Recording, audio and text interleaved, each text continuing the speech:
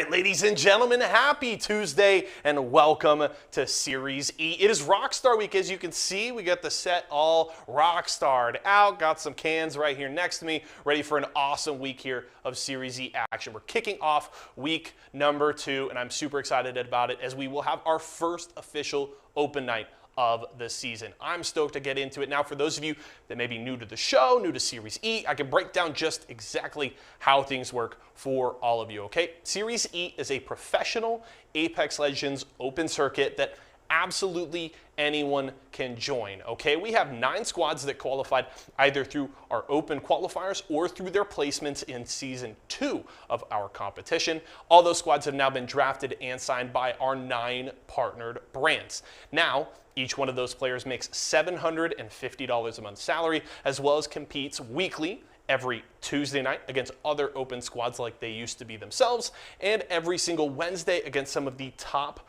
pros from all across North America. If you and your squad want to get in on the action, make sure to head over to matcherino.com/ESA for a shot at being a future Series E Pro.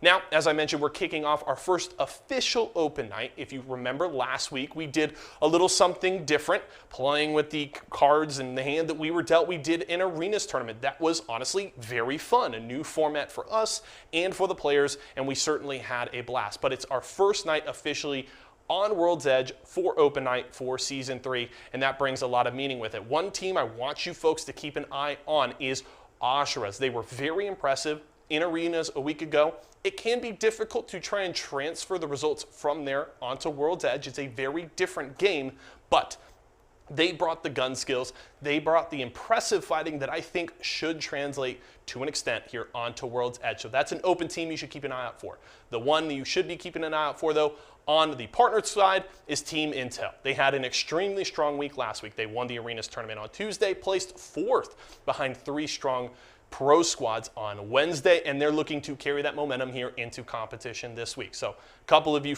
for you to think about there. And then don't forget about tomorrow. We will have our pro night once again.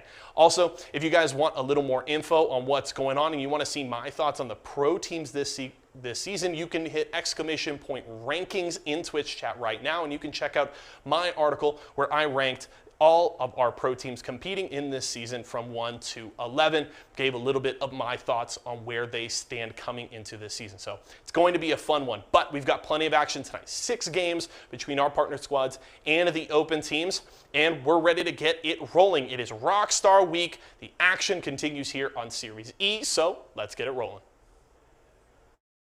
Series E. Series E. Series E. Apex Legends. Apex Legends. Series E. Series E. Apex Legends. Series E Apex Legends starts right now.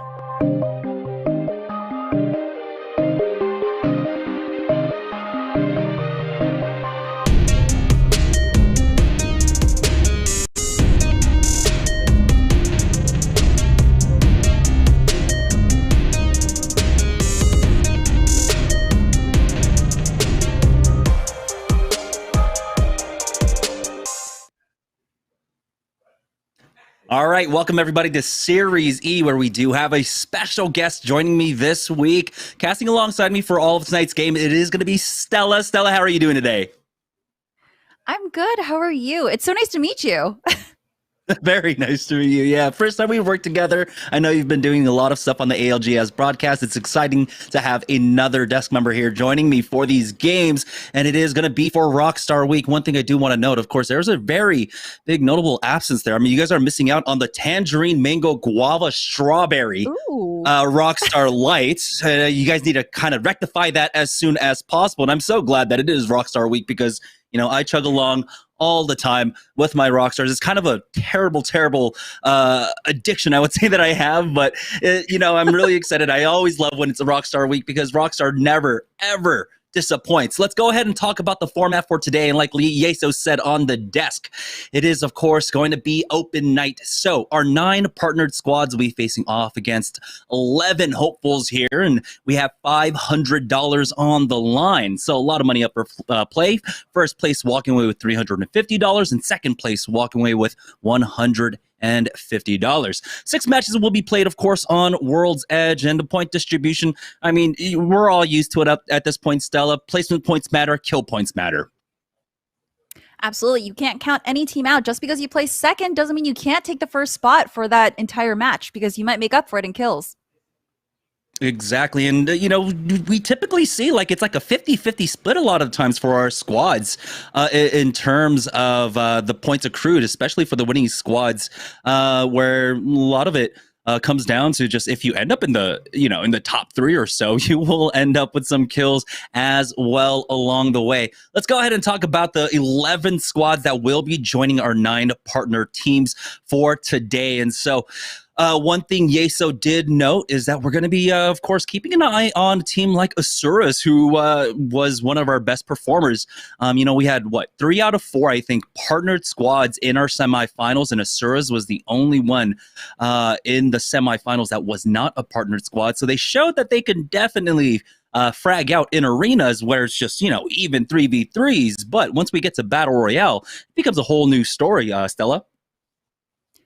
Oh, it's an entirely different game. Honestly, I know a lot of people who get into Apex are like, oh yeah, Battle Royale is cool, but arenas, it's totally different. It's 3v3, very private quarters. You have to focus on gunplay, but in Battle Royale, there's so many other factors that come in, like third party, loot pool. There's a lot to focus on. So this is really going to test your skills on how you are at survival.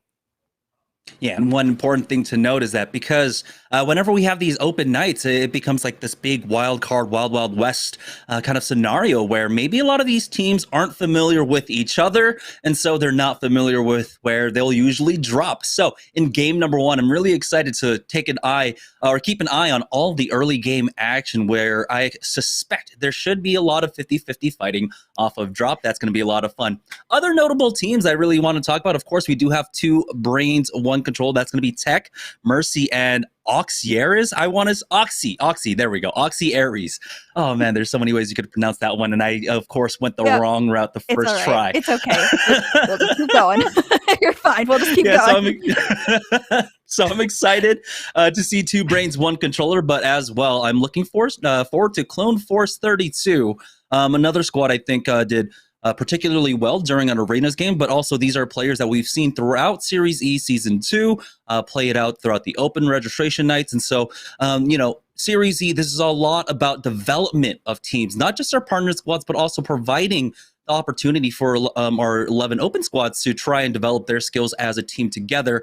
And these 3 individual players, we've seen them plenty of times, so I want to see what they have in store for Season 3. Right now, we are getting game number 1 set up. There's been a lot of exciting news behind the scenes when it comes to custom lobbies and everything. And we know that there were some issues that we had. Of course, that's the reason why we ran the Arenas Mode tournament last week.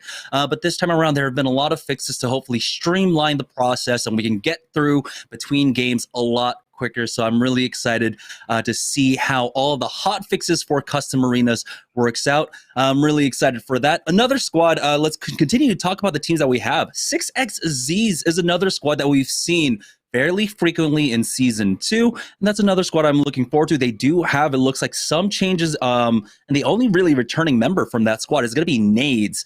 But Goopy and Mitten, I have to imagine that's going to be his name, are going to be joining him. So we're, of course, going to have to keep an eye out for them. A lot of teams here. Are there any players here that you might be familiar with that you're excited to see?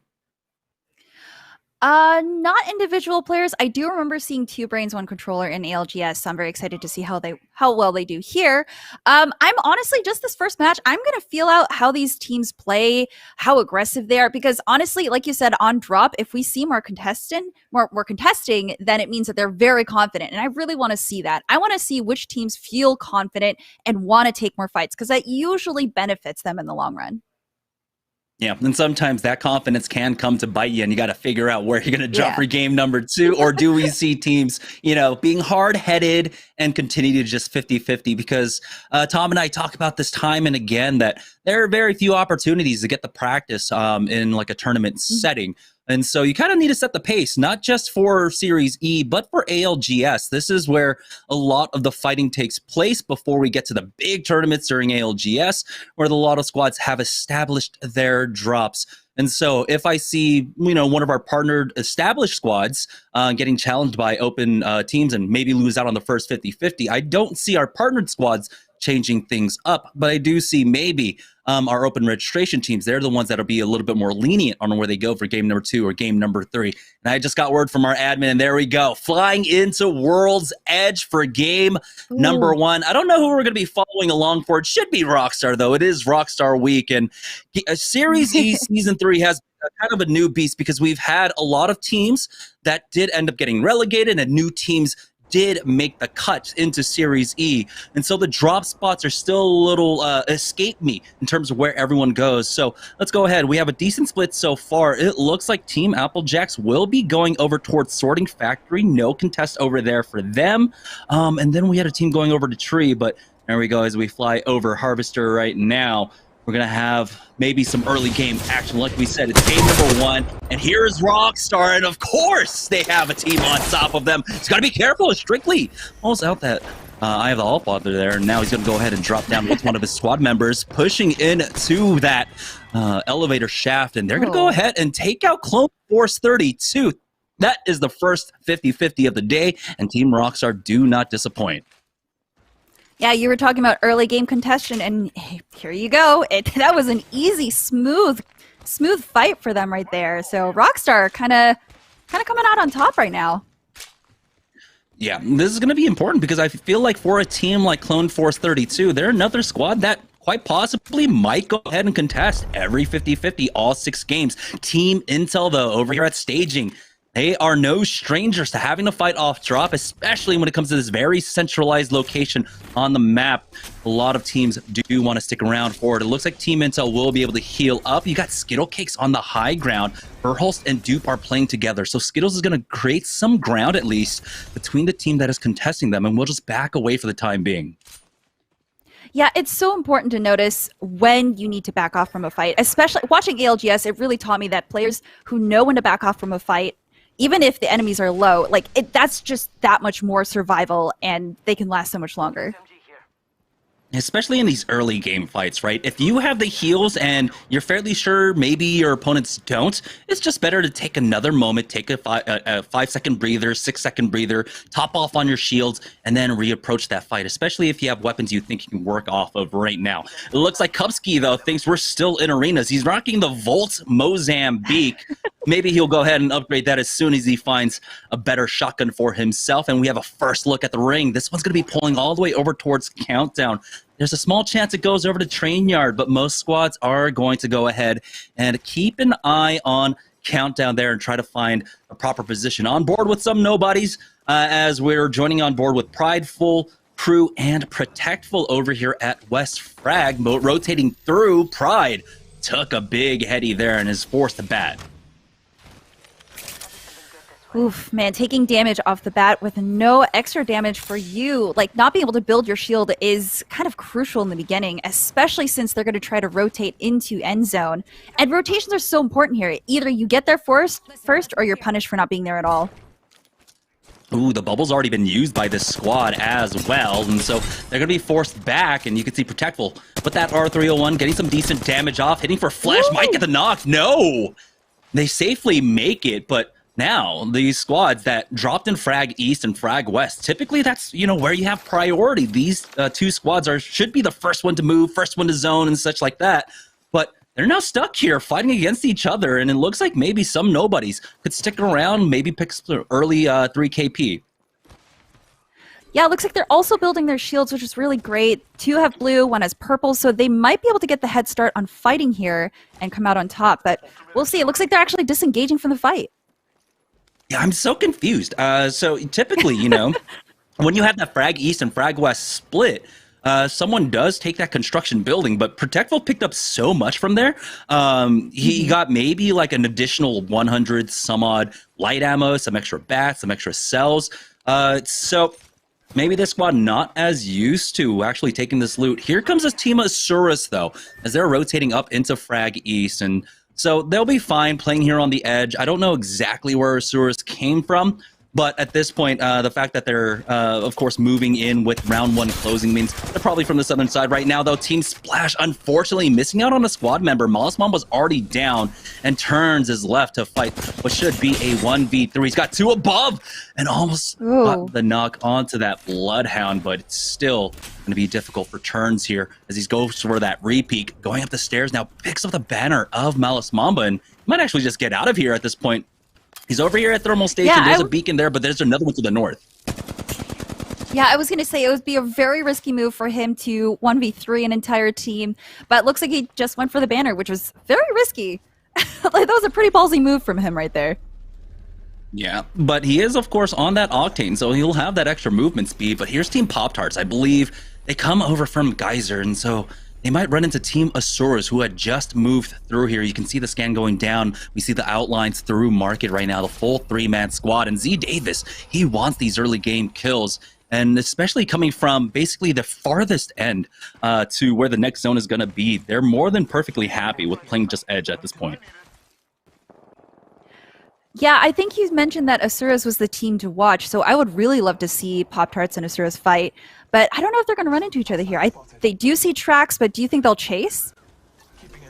It seems like he does want to. He has another scan, but it looks like multiple teams are actually in the area. As you can see, the port was used by a squad up by the train track platform to go ahead and pick up that world drop. The Wraith portal was there as well. So Team Pop-Tarts know that multiple teams are in the area, and so now they're just going to go ahead and slow things down as we join on board with Team Intel over here at Lava Fissure. Some damage was traded across. Dupe is still sitting on that white armor. Unfortunate for him. We'll see, though. This is a position where they could try to poke out and get some damage across for the Evo shields. But here's Team Cheez-It now making a push, as I think there was just a duo that was left here, unless this was the res that came out earlier on at Thermal Station. So Team Cheez-It might have an opportunity for about 4 kill points here. Oh, that might be great for them. That might actually set them up for endgame play here if they're able to push this. It looks like it is a 3v2. Oh. Absolutely destroyed in the air with the flatline. Oh my goodness. I think people underestimate how strong that gun actually is. And just shot out of the air, almost killing them. As well. He's going to continue to chase him. I believe they were just brought over here because of that res. So Malice Mama gets finished off, and now Malice wants to find the last one. The scan comes out, hitting for Flesh. He should be able to finish this one off. Now it's about the other team that was actually in the area, because we have to remember that they were in a fight. So that was the Octane that was able to grab the banner and get out beforehand. But it looks like they might have actually given him the juke. On board with Team Pringles, though, over here by Epicenter, they find themselves in the middle of a fight right now. They're going to go ahead and full slide down, as Presley is leading the charge for his squad. Beast of the Hunt is going this entire time, as he's got the Spitfire around. They do at least secure that kill on to Kiyuni, and it looks like Team Splash, Nestle, are knocked out. We're down to 15 squads here in round number 2. Wow, that's actually just a small amount of squads for Circle 2. I'm so used to things not moving as quickly as this, so it's really nice to see so many early fights, because you can see how hungry they are for placement and kills. Here we go. Finding out the lone Gibraltar, they will be able to get the knock onto Zim, and there's one player remaining for this squad. So it looks like a lot of our partner squads understanding what's going on. They feel like, of course, maybe deservedly so, they are better than a lot of the teams in the lobby, and so they're going to go ahead and push the aggression here on the edges. Other teams, though, changing things up as Team Pop-Tarts. They were playing on the edge. They've got to be careful. The Thermite ticking down as Lion almost goes down. Z Davis dropped down low with the PK shot onto Strictly here, as Pop-Tarts will go ahead and continue this push.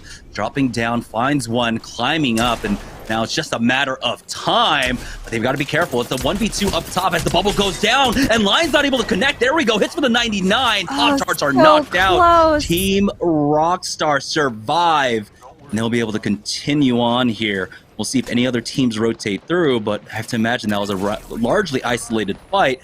As we go back over towards Lava Fissure, Team Razor scanning around, and take a look at their equipment. It's all golden for them. How did they do that? RNG must be on their side, and they are circle guarding, which is huge, especially towards circle 3. So they might have the advantage here, but it seems like they're getting sniped. I hope they have long range here, because they might be able to hold out this other team.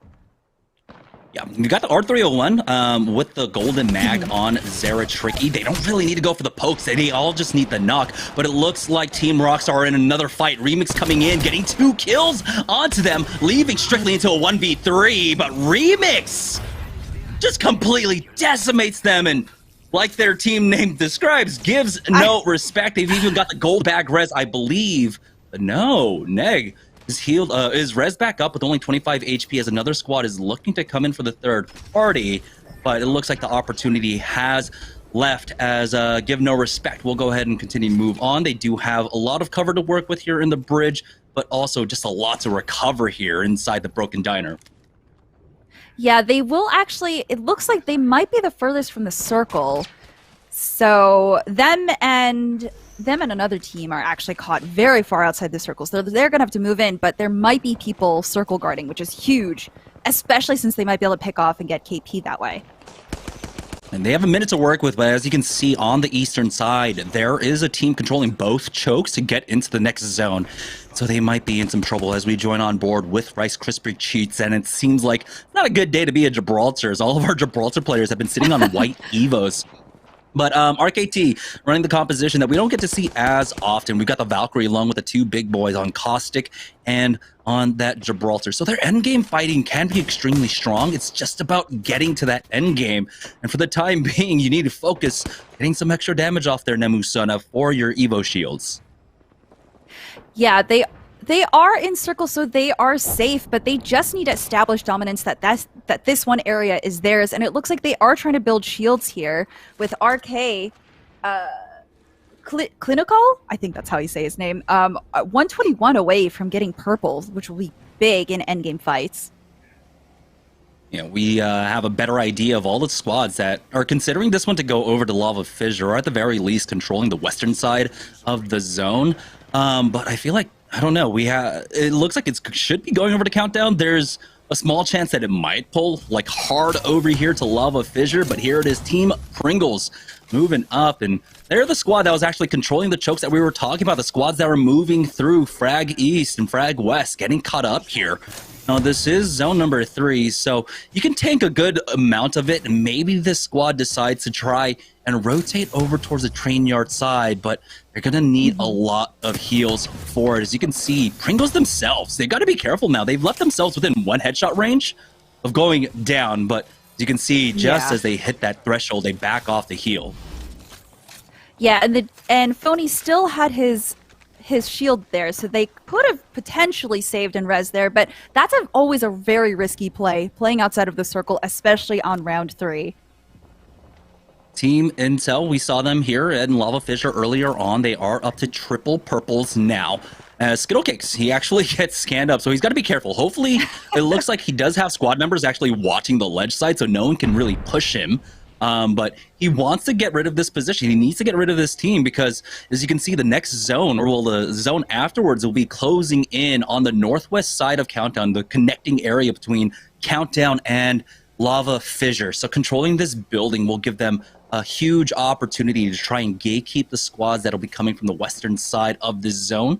Skittles, with a quick peek on over, if he just had a scan from Verhulst to give him an idea that he could actually push this building for free. Oh, and there's another opposing scan right there. And the opposite team knows that she's not moving, or that Skittle's not moving from that position. I think they know, and they're getting ready for this push, because this building is going to be essential for the next circle. Got the Spitfire and the Eva 8 and was waiting out the timing. Oh, pulls that out just a little bit late, and it's for about 42 there, getting rid of the arm shield as well. So Skittlecakes has a moment to try and work with, but it looks like another squad from over at Countdown will put a stop to this push for now. But Team Intel, they're not going to be dissuaded from this. They're going to go ahead and continue to regroup as a third. You can see Duke is still actually far back over at the circle building for now. So Team Intel versus Team Razor. Unless Duke joins them, this is just going to be a 2v3. Here comes out the scan. scan along with the Beast of the Hunt.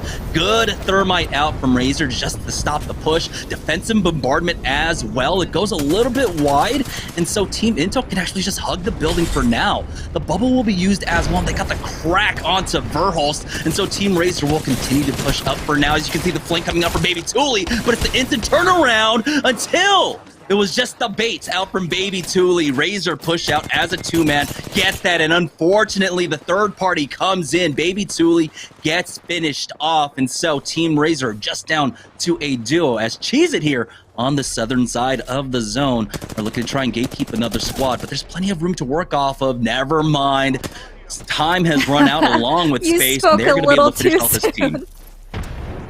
That's the caster's luck right there. It looks like...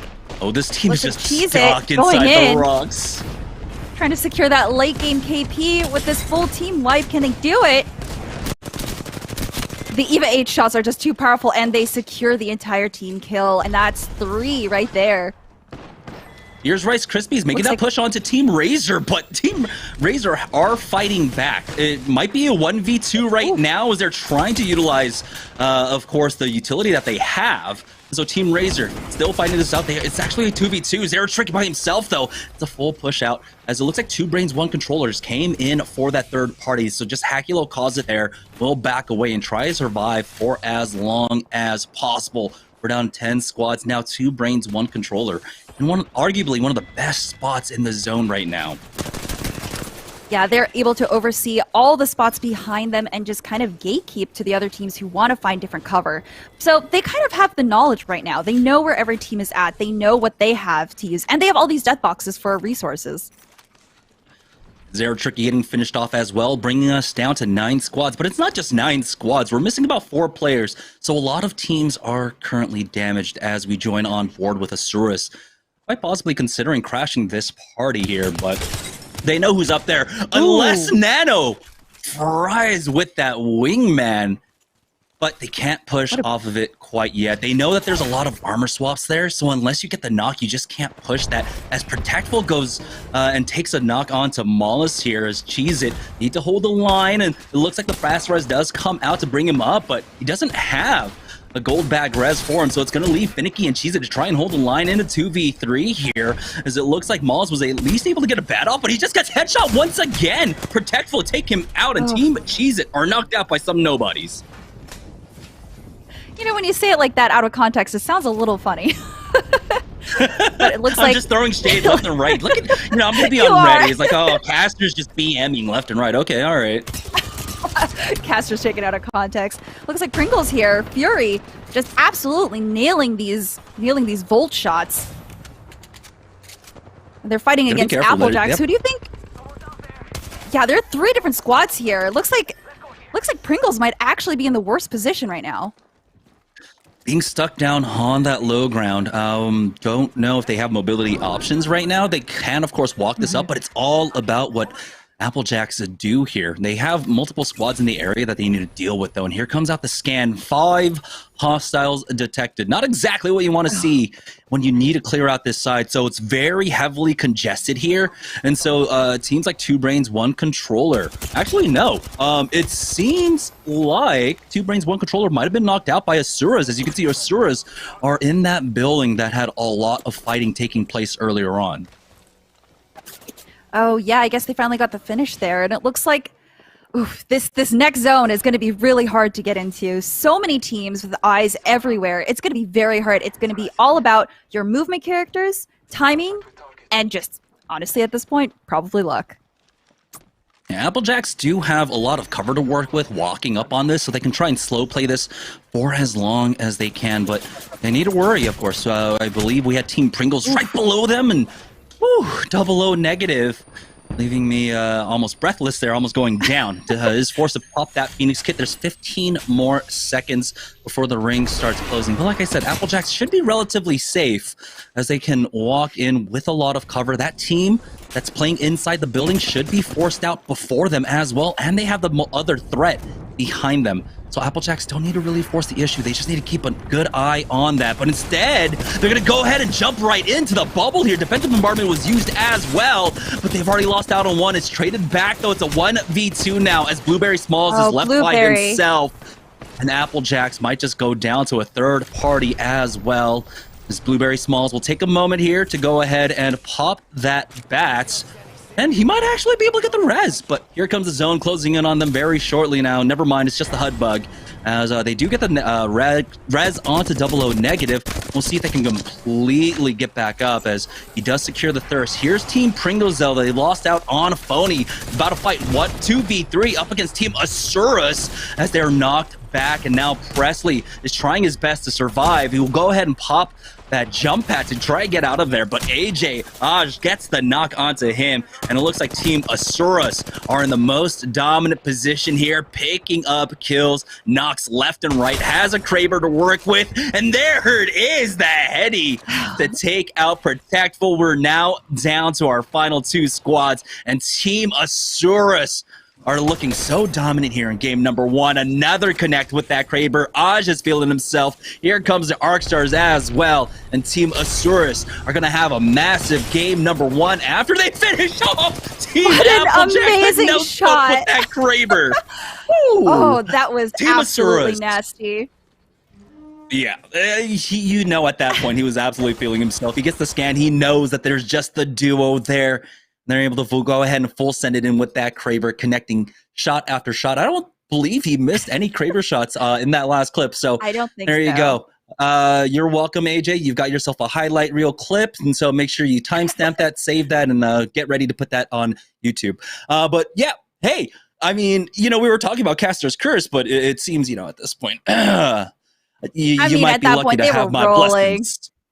Oh, wow. Okay. So that's how we're going to go. All right. Hey, noted. I said Team Asurus, team to look out for, and they showed up. But it was just game number one. We have 5 more left to go, so we're going to go ahead and take a short break. And when we get back, we'll have match number 2 right after this. If I could create the Kimchi Lee Rockstar, I would create the lychee flavored Rockstar. Reason why? I haven't seen any other company do it. But anything that's lychee flavored is always bomb. And if Rockstar made a lychee flavored Rockstar, that's all I'll drink. If you're ever looking for a drink or something to give you that extra juice during your gaming sessions, make sure you check out walmart.com/esports arena and go get some Rockstars. My name is Kimchi Lee and I play Apex Legends for Team Rockstar, and you're watching Rockstar Week.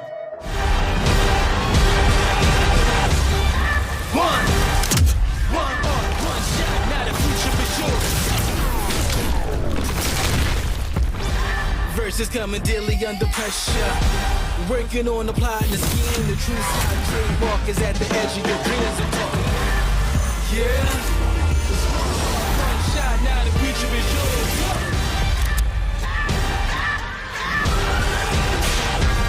I'm turning dreams into reality. In the lab with the formula and chemistry.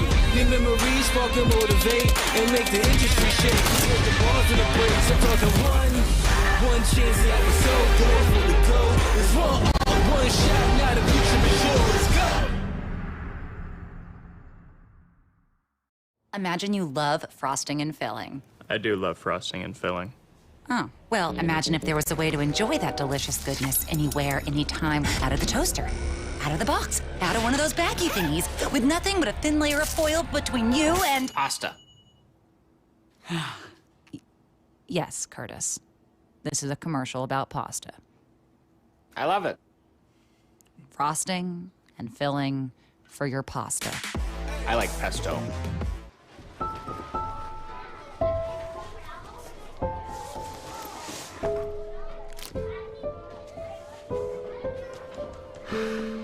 Hey, shake it, kiddo. Love Dad. Oh.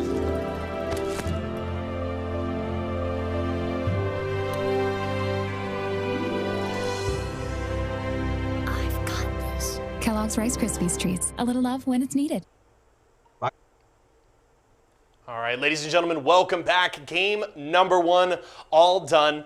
And there's a reason I told you to keep an eye out for Asheras as they come through with an impressive win. Some very clean shots there with the Kraber at the end, and they take the dub here in game number 1. They made a statement last Tuesday in arenas, and they're saying we are just as good, if not better, on World's Edge, and they come out with a win to start their first official open night. So big, impressive performance from them, and we'll have to see if they can keep it rolling. Team Rockstar, it's Rockstar Week. They went out a lot earlier than they would hope. They had a rough performance last Wednesday, and they're looking to kind of get their legs underneath them this season. I have confidence that they will recover. There's a reason they were as strong as they were in qualifiers and just dumpstered the competition in just 2 days of competing. So I have confidence they'll bring it back, but the question is can they recover today and tomorrow, or is it going to take a little bit longer? They want to show up during their sponsor week, so we're going to have to see them change things up. But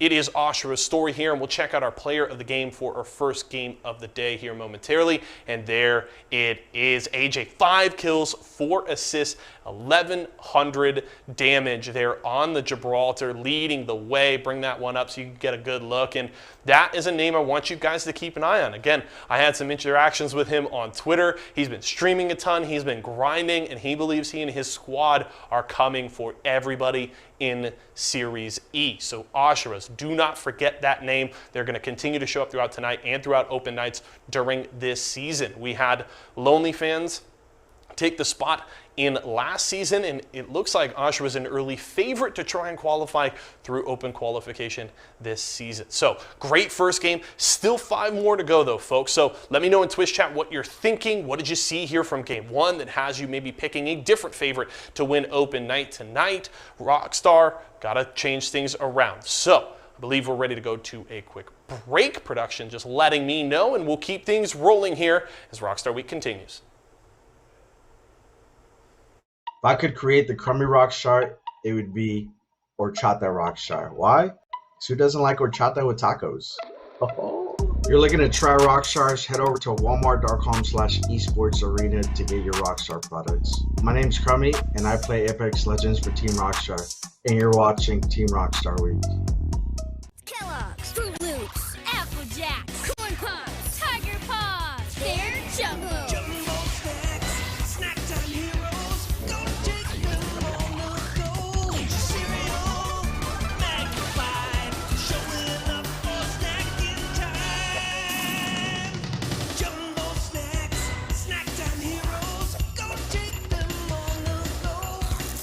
It's Jumbo. It's for snacking. It's Jumbo Snacks. All right, welcome back, guys, to Series E, where we had a monstrous game number 1 for Team Ashura. So let's go ahead and take a look at the Mobile One leaderboard to see exactly how many kill points they had. I know towards the end they had at least 9, but maybe they were able to pick up more than that, and it looks like they were 23 points overall. So they had 11 kill points. At one point, took out 2 brains, 1 controller, I believe, as well. And so Team Ashura is off to a great start. Yeah, an amazing start. But if you really think about it, Team Applejacks isn't too far behind. This is only game 1. But Asturas does put themselves above team number 3, which is ACL Gaming, and they've got a pretty good head start here. Yeah, the middle of the pack, looking fairly even, as you can see.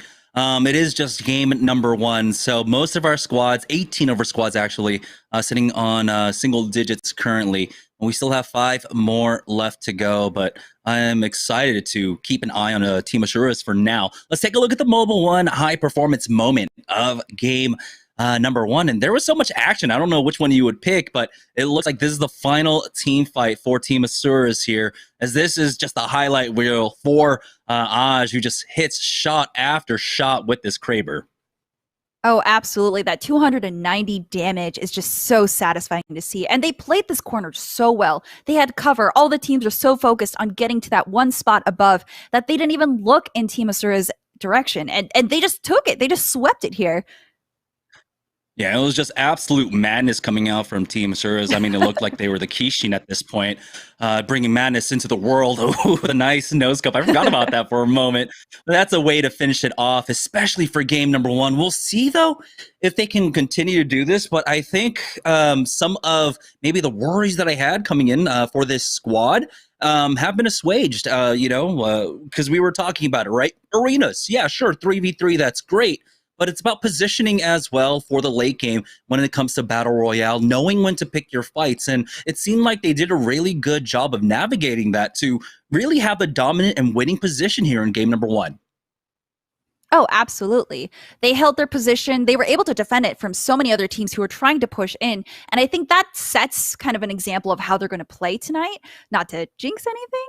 So I'm very interested to see how the next few games are going to go, because positioning is so important. Being able to get into the final circle is so important, because then from there you can just hold and it's kind of free KP. Yeah, when we join on board with them for game number two, I'm really excited to see where they drop, because I think one thing to know is that we remember seeing them throughout the mid game where they came through from the southern side of the map into Frag East. So that means generally they were probably over at like Dome. So they came from basically one of the farthest sides of the ring to be able to make their way into the zone safely. And so their rotation, even though they might have ran into a squad quickly there over at Frag East, they were able to make it into the late game. I don't know if they rotated up through Skyhook or something, but here we go. Game number two, we should be joining on board with Team SeriesE, hopefully, to figure out a little bit more about this squad, to get more information about them. So let's go ahead and head into World's Edge.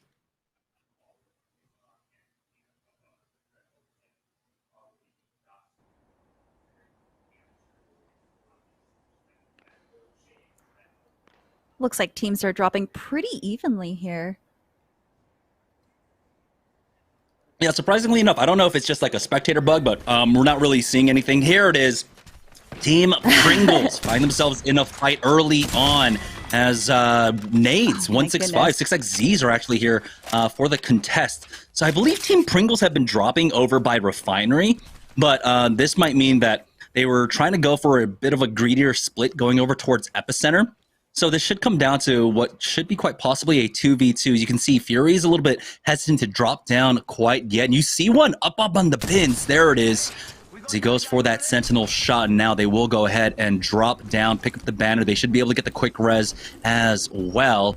They need to fight this one out as a duo bubble used from either side. And they should be able to finish him off, knocks him out. The absolute disrespect from the melee. So you asked me if I recalled any. Yeah, so you asked me if I recalled any of these names on the roster. I did not realize that Phony and Fury were on Pringles, so now Pringles is officially my team to watch, because I absolutely adore Fury and Phony. Fury's sniping skills are just unmatched, and I'm just extra excited to watch them play. Yeah, with a minute and 50 seconds left to go, though, the zone is pulling down to the south. So they've been slowed down. They also need to get the res off. Here's Team Intel. We remember that they did get challenged early on in this in game number one, but this time around it looks like they have established their position over here at staging. Well, they should be roughly safe, as Verholst was considering going for that early ultimate excel, but with him canceling it, they might just be hanging around for a little bit longer. So we'll see. They already look great, by the way. They've got double purples along with that blue on Verholst, so their drop is already paying off for them. Do you think we'll see another 3-stack gold armor? That was incredible. Yeah, I think Team Razor come out from Trials. And so they were able to just pick up all the golden loot. You saw there was even the gold mag on the R301 as we joined on board with Team SeriesE. And it looks like they're actually dropping over here at Tree. And so that was their rotation path. So they went up through sorting and then to Frag East. And so a very roundabout rotation in game number one to actually make it in, as it looks like Team SeriesE, they already had, 23 points heading into this game. Add on another 3 here. And they're getting some decent loot so far. Not the greatest there. The gold mag, not exactly what you're looking for. Oh man, they are kind of getting trolled by these cargo bots. Well, okay, so the longbow's pretty good though, but I don't know what kind of composition they're going for with gun builds. So I'm assuming they have a lot of time to find loot though that they want because they've been taking such a long route. So I guess that would explain why they're so resourced up. Yeah, and as you can see, they are just on the edge of this first zone, so they can take their time here. There's a lot of loot to go through. As we join on board with Rockstar, we know that they had the 50-50 in game number 1, but this time around, doesn't seem like, I believe it was Clone Force 32 that challenged them off drop. I could be wrong here. So they're going to be happy. As you can see, the ring is pulling down hard south. I don't know if we have a ring scan quite yet to have a better idea of where zone number 2 will be ending. Yeah, depending on all that knowledge, we might see teams starting to move at least towards second circle. But it looks like Rockstar here is just taking their time looting since they're pretty safe. They're already in the first circle. Oh, wow, okay. Rice Krispies treat going right in and finishing a team. So let's get you a do-over. Wow, okay, that was fast. So yeah, we can see why there's a lot of fighting taking place right now. The ring is going to be pulling down south towards sorting slash a lot of this launch site. And unfortunately, we have a lot of disconnects here. So I don't know if we have an issue with the server. And I think... Nope. Okay. They were able to reconnect. Okay. Whew, that was a little bit scary. I was going to say they got the team wipe, and then I really hope they didn't get wiped. But they're good. They're back. Looks like they're healthy. And some nobody's going for this World Care Package drop. I can't tell you the amount of times I've opened one of these and not gotten a weapon and been so disappointed. But looks like this one will have a Prowler, which will let their Gibby cruise in. Probably take more close range fights, especially with his gun shield. Ooh, Applejacks about to get wiped out. I believe there's just one left for them. It should be Blueberry Smalls. We're already down to 15 squads. A lot of our partner squads have been taken out as well. Blueberry Smalls is actually still alive. As he gets to kill on to one of our open teams. Team Intel tried to show up for the third party. But Blueberry Smalls is still alive for Applejacks for the time being. As now we are down to 14 squads. So much faster than game number 1 here in game number 2. Yeah, I'm noticing a pattern with these games. Everyone likes to fight, and I love that. Honestly, I'm all for these fast-paced matches because, you know, it gets kind of boring waiting till halftime. Yeah, I mean, typically that's what it is on these open nights, right? Like, you know that there's a certain amount of maybe skill difference amongst a lot of the squads, the open squads, but you know that there are other squads that you would have to respect, like Team Asuras right now, who are over here at launch site currently. They didn't have that long of a trek to go, but for the most part, you kind of have to play like you are better than everyone, because a lot of our partner squads are going to play that way, and they're going to start running away with a lot of kills. Team Rockstar, though, getting pushed, and now, ooh, it seems like we're having a lot of issues with that server. So I don't know exactly what's going to happen, as it seemed one of our spectators just got disconnected from it. And it seemed like a lot of connection issues for our partners and our players as well. So I'm going to wait for the admins to make a call on that one to see exactly where we go from here. We're going to go ahead and take a short break while we figure that out. And so don't go anywhere, guys. We'll be right back. Hey, what's up? I'm Kimchi Lee, and this season, there's no slowing down Team Rockstar. Stick. It was 63 though, hitting big. Peacekeeper in the backhand for Kimchi as well. I love that little finger roll grenade frag over towards the side. The armor swap as well. That grenade is going to hit, but I believe a third party is coming through, so they're going to bail on this one. Another nice, really nice grenade. The prediction grenade. It's burning. It's burning. It hurts. If you're ever looking for a drink or something to give you that extra juice during your gaming sessions, make sure you check out walmart.com/esports arena and go get some Rockstars. I play Apex Legends for Team Rockstar, and you're watching Rockstar Week. It's refreshingly sweet, but without sugar, 0 calorie treat. They're all our top fresh flavored smash. It's fruit freshin'. Cheese it snapped. How's it taste? It's so thin, crispy, and cheesy. And I just want to keep eating it. And eating it. of them. Snapped. So good we may run out of cheese. Stack Pringles flavors. Make new ones. How much do you think Pringles paid these people? Hardly anything. Hey, you guys want to stack different Pringles flavors to create new flavor combos? Here, I'll go first. Pizza, barbecue, and jalapeno. The spicy barbecue pizza stack. Get him!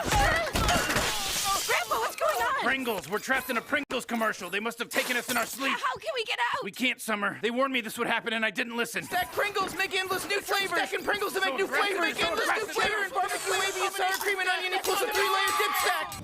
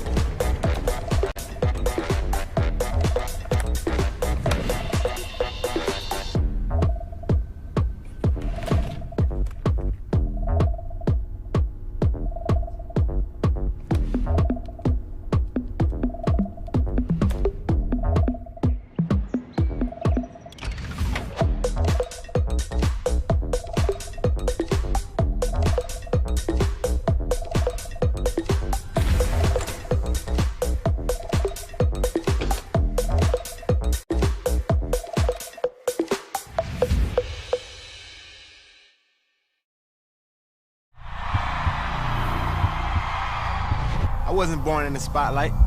Nah. Had to grind and shine like a star on a hot night. And something about the struggle now resides in my muscles. And every trial and trouble helped to hang my hustle. Real rock stars don't chase the spotlight. It chases them. Hey, what's up? I'm Crummy, and if you want to play like me, you gotta drink a lot of Rockstar. Boom, boom, bow, bow! That's gonna be a Tomer Simpson, and that's gonna be a flank coming from Vets R Us. We already know they're having a solid game. Talked and then Rens, because it looks like you're just talking about they are out of resources. He can hit the banner right there, but he cannot. Vets R Us. You're looking to try Rockstars? Head over to walmart.com/esportsarena to get your Rockstar products. I play Apex Legends for Team Rockstar, and you're watching Team Rockstar Week. Hey, what's up? I'm Kimchi Lee, and when I'm not playing Apex Legends, Stick, it was 63 though, hitting big. Peacekeeper in the backhand for Kimchi as well. I love to power lift.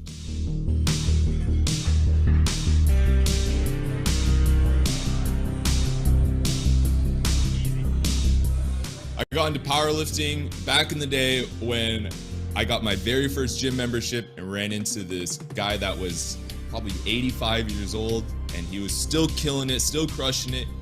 And I asked him, you know, how is he so strong, you know, this late in the game? And he told me that he had been powerlifting ever since he was a kid and that I should try it out too. So I looked at this guy who like Master Roshi from Dragon Ball Z straight up, and I said, I'm gonna be like this guy, I'm gonna start powerlifting. Good on platform 1.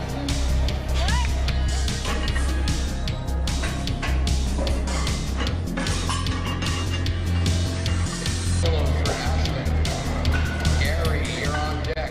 Competing was awesome, kind of just like in Apex Legends. It's at those competitions, you're going against the best of the best. So what I absolutely love about powerlifting over Apex is that there is no RNG involved. It's just how much hard work that you're putting in and day out at the gym. Were you sweating? Were you pushing yourself? Were you going when you didn't want to? Were you going when you were tired, when you were beat up, beat down, didn't matter, you were going? That's what I loved. It was all about grit and whether or not you can do it. Whenever I take too many days off, I start to feel sluggish and slow, and I feel like it actually starts to affect my gameplay. Fun fact, people who are physically active and stay fit are actually going to perform better in video games. My name is Kimchi Lee, and I play Apex Legends for Team Rockstar, and you're watching Rockstar Week. Imagine you love frosting and filling. I do love frosting and filling. Oh, well, imagine if there was a way to enjoy that delicious goodness anywhere, anytime, out of the toaster, out of the box, out of one of those baggy thingies, with nothing but a thin layer of foil between you and... Pasta. Yes, Curtis. This is a commercial about pasta. I love it. Frosting and filling for your pasta. I like pesto.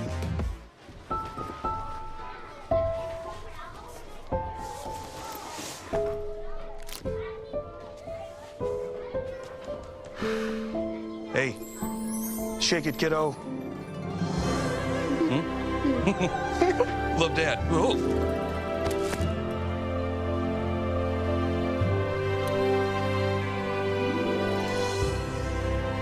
I've got this. Kellogg's Rice Krispies Treats. A little love when it's needed. Kellogg's, Fruit Loops, Apple Jacks, Corn Pops, Tiger Paws. They're Jumbo. Jumbo snacks, snack time heroes. Go take them on the go.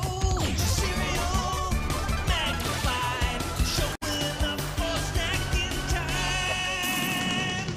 Jumbo snacks, snack time heroes. Go take them on the go. It's Jumbo. It's for snacking. It's Jumbo Snacks.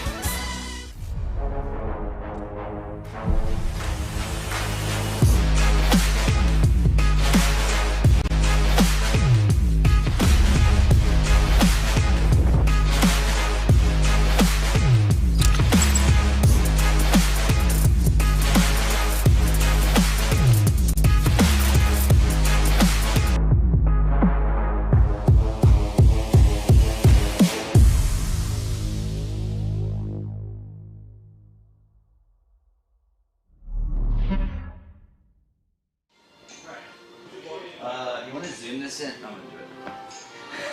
I don't know what I'm doing. The newest merch. Yo, Bundy, where do you get this merch, dude? esportsarena.com/shop. Looks sick, Bundy. I know. What's up, gamers? Honeykin's here. Behind the scenes. Look at this. This is like a camera. We're doing a photo shoot today. Stand loose. You're a goofy guy. Yeah. Look at that. That's cute. That's a wallpaper. I don't see anybody else's esports org with this many sponsors. That's all I'm saying. What? You don't like that? Do like, I don't know, is there like a Fortnite character that you like that doesn't take out just enough storyline?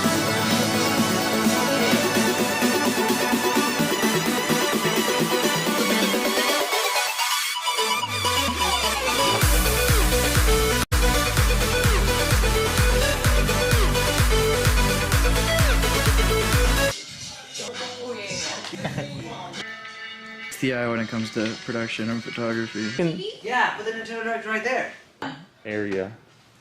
What's up? Look at this crew neck, Connie. Show me this crew neck. Look at the embroidery. Oh my goodness. Ooh. Connie, how do those feel on your legs? I love them, dude. I could literally live in these. Confident. Howdy, you said hi. GameCube controller. Get out of here. We wanted to ask this.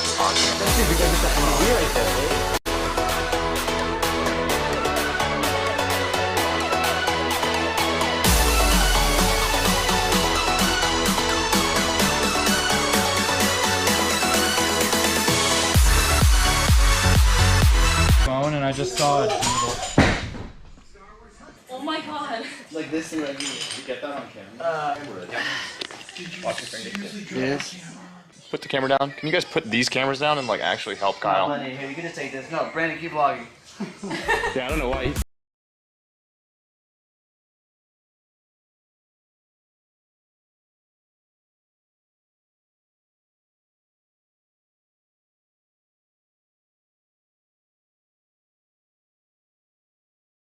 We got Tyler posing over here looking like a badass. We got Kyle doing some great shots where he pulls back and... 3, 2, 1, go. Yeah. Yeah, just a whole vibe, Connie. Gaming, dog. Gaming.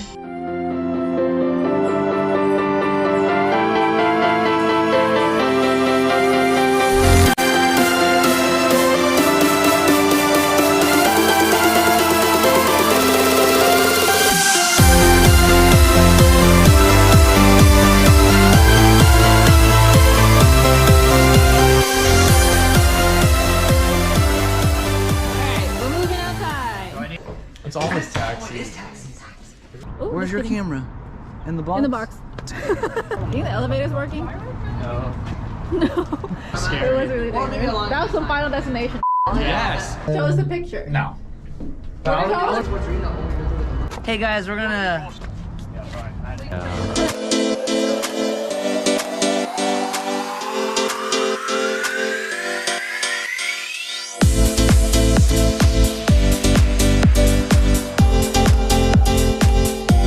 Yeah, we did it. We made it right before the sun. 5:40.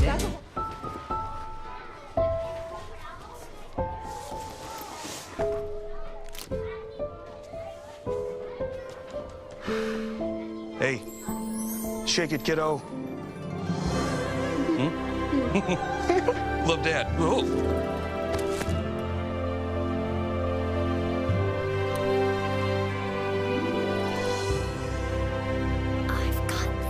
Kellogg's Rice Krispies Treats. A little love when it's needed.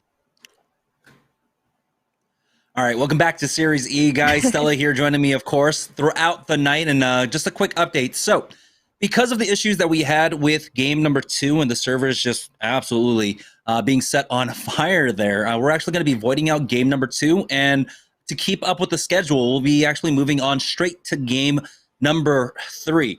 And so I completely understand a lot of teams were going down. And due to our time constraints, we have to just move on. So tonight is going to be, I believe, just 5 games scored throughout. And so that means for a team like, SeriesE, I don't know if you're happy about that, because then that means also, less time for teams to try and catch up, but you still need to basically show up every 4 games. I mean, that's kind of what happens when you have a shorter format, right? When it's 5 games over 6 games, sure, it's only 1 game difference, but it means that a lot of other squads have an opportunity to have a really big game or 2, and then they can be in the top 2, top 3. So heading into game number 3, I mean, what can we expect so far? Are Team Pringles still your team to look out for, Stella? Yes, I'm biased, so I'm saying Team Pringles because I love Fury. Just their energy, the team energy. I know it's not the full team, My Little Phony from ALGS, but you know what? It's got 2 of my favorite people on there, so yeah. Y'all can fight me. Yeah, at this point, I mean, we're just gonna go ahead and redirect all the ire of Reddit onto us right now. We got the biased caster, and of course, we had the unprofessional caster just calling all of them some nobodies here already. And it's only we've only casted 1 game so far. It's okay. But yeah. Game number 3. Go ahead. I was gonna say, you mentioned like 1 game being out, like, it's still 5 games, but every like we said, like we keep reiterating, every point counts. So an entire game being gone, it just means that these teams are gonna have to get their strategies together, play a little bit tighter, because now there are only 5 other games left, or 4 actually, right? Yeah, 4 more games left here. Yes. I could do math. The math can be confusing. I mean, I know. Yes. I've been doing this for like 5-6 years now, and yeah. Doing math anytime. It doesn't matter if it's like arithmetic or like, if it's calculus, you're just going to get it wrong. Like it's some sort of like esports law at this point when it comes to casting and trying to do math on stream. But this is also kind of like a reset for a lot of the teams that ended up going down early on there in game number 2. I mean, we saw Team Pringles particularly were able to take out a squad over at Epicenter, and that was, I believe, 6xZs. So it's almost like a redo for 6xZs going into game number 3. See if they change up anything, if they want to try and take Epicenter there, or maybe they just back away and try to take something like Survey Camp instead, where they won't have to fight Team Pringles early on. We did see as well, Team SeriesE also got into a 50-50, I believe, at Tree. So I don't know which squad that was. I don't remember which squad that was, but maybe they changed their game plan going into game number 3. But it looks like we do have our next lobby set up. Thank you all, everyone at home who have been patiently waiting for us. We did have a long break there because of game number 2, but here we go. We got the action. We're heading into World's Edge once again with the fly-through. And game number 3, we're seeing everyone going to their particular drops this time around. I'm keeping an eye on like the northeast side where we saw some early fighting. The 50-50 taking place over at Refinery, and it looks like Team Pringles might actually be free there. And speaking of another 50-50, we had game number 2, which, remember, got voided out.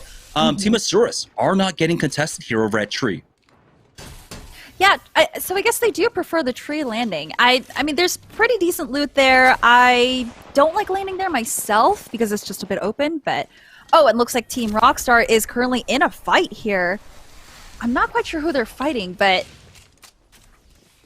hopefully we can get a little closer look. It looks like they are full sending.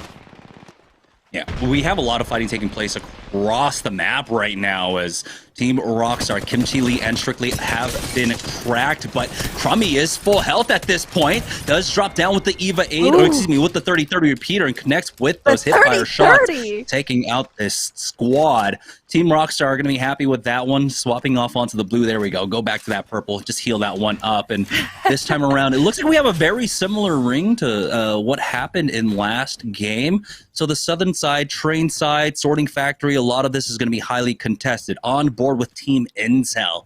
Here in game number 3, their loot not looking as good as what we had in game number 2, but they're going to go ahead and just push in the train for now. They can utilize these replicators if they have the time to try and upgrade those to blues, but of course you have to be careful. As you can see, the scan's going down, and it looks like train is going to be largely free for them. Yeah, train yard is such a high point of contention that you just have to be so careful with staying here for as long as you do. So hopefully they do get those shields. Oh, looks like Skittle actually did find a blue shield, so now it's just up to Verhulst. Sorry, the name was very small. This time around, the ring will be pulling a bit more to the west there. As you can see, it's going to be a tree, quite possibly a launch site ending. And so holding on to your early position is going to be very important for a team like SeriesE. Playing out of tree can be incredibly strong. You can see Applejacks now moving to the southwest side of Sorting Factory with early priority on this rotate. They could try to take a building over at tree, but we'll see if SeriesE allow them to do that. Team Razor, though, they were the ones that were completely golded out on game number 1, I believe, and now they're making their way over to Trials to show us exactly why Trials is so strong. It's such an interesting strategy. I don't normally see competitive players going and choosing Bloodhound's Trials because it just takes so much time, causes a lot of noise, and it's just kind of all up in the open when someone looks down on you. Or looks down at you from the top, not looking down on you. Yeah. With the ring pulling down to the south, though, they should be relatively safe there. You know, not too many teams can actually be in the area. Lava Fissure typically won't rotate up there to try and go for it just because you don't want to fight a team that might have already taken it while you guys were looting, and they have like the equipment advantage. But here's 6XZs, which I believe they did get into that fight with Pringles earlier on. There were trades back and forth, but I don't know if maybe both teams decided to just back away and reset at this point. We do have 6XZs, though. They feel like they have the advantage, and they are now hunting after what looks to be a duo. You can see the pings going down. That squad hasn't made it too far away from them. Goopy does not have his jump pad quite yet, but he is on that Octane, so he can just stim up and start chasing after them. And it looks like Nades is in ultimate form, so they are full chasing here. And is this Rice Krispie Treats with a solo, just a rat? Yeah, so we have our first Tomcat rat cam is Lightstar Joe. Oh, he just looks so sad looking into the corner by himself. This is going to be difficult because this is a very high traffic area for this ring. Yeah, and it's Circle 1 and he's already alone. It's going to be pretty hard. World's Edge is probably the best map to rat out on, but this is going to be very difficult because these teams have eagle eyes and they might be able to spot him in a rotate. Yeah, they also have the All Eye, or Godfather's All Eye. Oh man, I've already forgotten the name. All Father's Eye. I don't remember anymore. I don't remember. The Godfather All Eyes? I don't know. But yeah, you have so many Bloodhounds that can just scan you, and as soon as someone sees it's a solo, that's a free KP, right? And so you can easily get pushed. Absolutely. Yeah. All right. Hey, Bloodhound. Here comes Clone Force 32, though. Did they see someone? They did go out for the scan, but I don't think they actually got anyone. But there is a team moving through Lava Fissure right now, and so they're kind of running parallel. And it's going to be Team Razor that are here. Hakula already has an idea. He spots one out, and oh my goodness, the team fire almost got the knock onto that Jibby. As you can see, after just about 2 bullets, they hit for flesh. Defensive bombardment's going to come down from that Gibraltar and actually connects one onto Zera Tricky. They want to try and get this kill. They know that they're already playing on the edge, and here comes Hakulo. He's going to go ahead and throw down that jump pad, and they got the knock into Shosuke. And it looks like there's another player just below them as well, or that might be the knocked player. It is. So Team Razor were able to catch them out on the late rotate. It looks like they are full pushing. They're not stopping just to finish that down. It looks like they do want that fight. Oh, but they see another team, so they're pulling back, and I think they're going to try and secure this KP here. Yep. And I think they're just going to regroup and try to see what happens with these other teams. Yeah, I mean, eventually, of course, they're playing on the edge here. They're not too far away from the safety of the first zone, so they can take their time. And they know that if they run up against the team, there's a high chance that it will be that duo from the team that they just encountered. So they'll take their time here. They have the high ground, good vantage point to look around, and their equipment already looks fantastic. So they are raring for another fight. As you can see, the scans going down over towards the countdown area, not finding much out of there. I can't imagine too many other teams will be late rotating through here. Yeah, you really don't want to be one of the last teams caught out, because then everyone's just going to have an eye on you. And it looks like they are looking towards train just to see if there are any teams there. And we're actually not sure if any... Looks like there is still a team there. Who was it again that was there earlier? Can you remind me? I believe it was Team Intel, but Team Razor have to be careful. There's another squad just to their south as well, and Arcstar is coming in. Hackulo getting cracked. This is going to be forced to pop that bat for now. Team Razor eyeing the squad up, and I'm wondering what's going through their mind, right? Like, you can't imagine that in this zone there's this team that's going to be extremely strong playing up there, but it's Team Intel that should be there. So if we have a fight, I would be very surprised. But here's Team Rockstar. They've made their way into launch site. They didn't have that long of a rotation for themselves coming all the way over from Lava City. Yeah, it looks like they are now holding this position and just trying to gatekeep anyone who tries to come in from the back. But there might be some late rotations. It looks like there might be a team above as well, so there might be a fight here.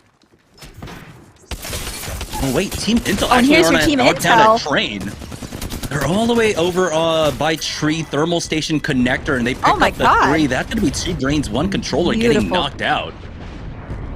What a beautiful melee finish right there.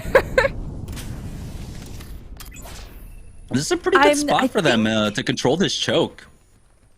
Yeah, I was a little worried. I thought that bombardment was another team coming in. Oh, it looks like they are trying to come in, but it looks like they're just trying to get next circle. So they might be able to hold this position, maybe push late into Tree, but they're going to have to move pretty quickly because they did make a lot of noise here, and a lot of teams are going to start pulling in to this one location. Team Intel, that's some actually very good info for them to have, that there is going to be a squad up to their north playing that high ground ledge. We'll see if they can maybe come around and get the flank on that squad who are just trying to control the choke over there just above that train tunnel high ground area. For the time being, though, Intel can play, of course, right here on the edge as Team Rockstar trying to hold down their building. The nades are starting to come in. Utility is being expended. Whatever squad they're facing off with, as you can see, strictly setting up the crossfire. But you got to be careful. You can't tunnel vision on one side of this building for too long. There's so many ways in. As you can see now, Crummy backing away to cover the other entrances and make sure that they don't get flanked. Oh, absolutely. This is one of the harder places to defend, especially since there's so many different entrances. You can even go from the right and just not have any sights on a team that's moving from that side. So it looks like they are posting up. They're just staying vigilant.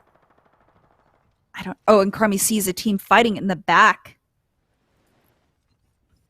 I don't think they're going to just use his jump pad, so yeah, there's no real opportunity for Rockstar to go for it. Plus, they don't want to give away this spot later on. If the ring continues to pull over here towards launch, this can be one of the strongest positions to have. Absolutely. I mean, it gives you full advantage of people behind and in front of you. And it looks like Clone Force 32 is actually in a shootout here. I'm not sure which team that is, but it looks like they're just kind of... Oh, sorry, go ahead.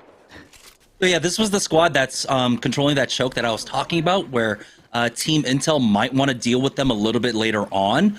But right now, Clone Force 32 are just doing a good job of just keeping everyone away. I imagine that actually might be Team Razor that might be coming up behind them. You saw them hitting for the purples and such.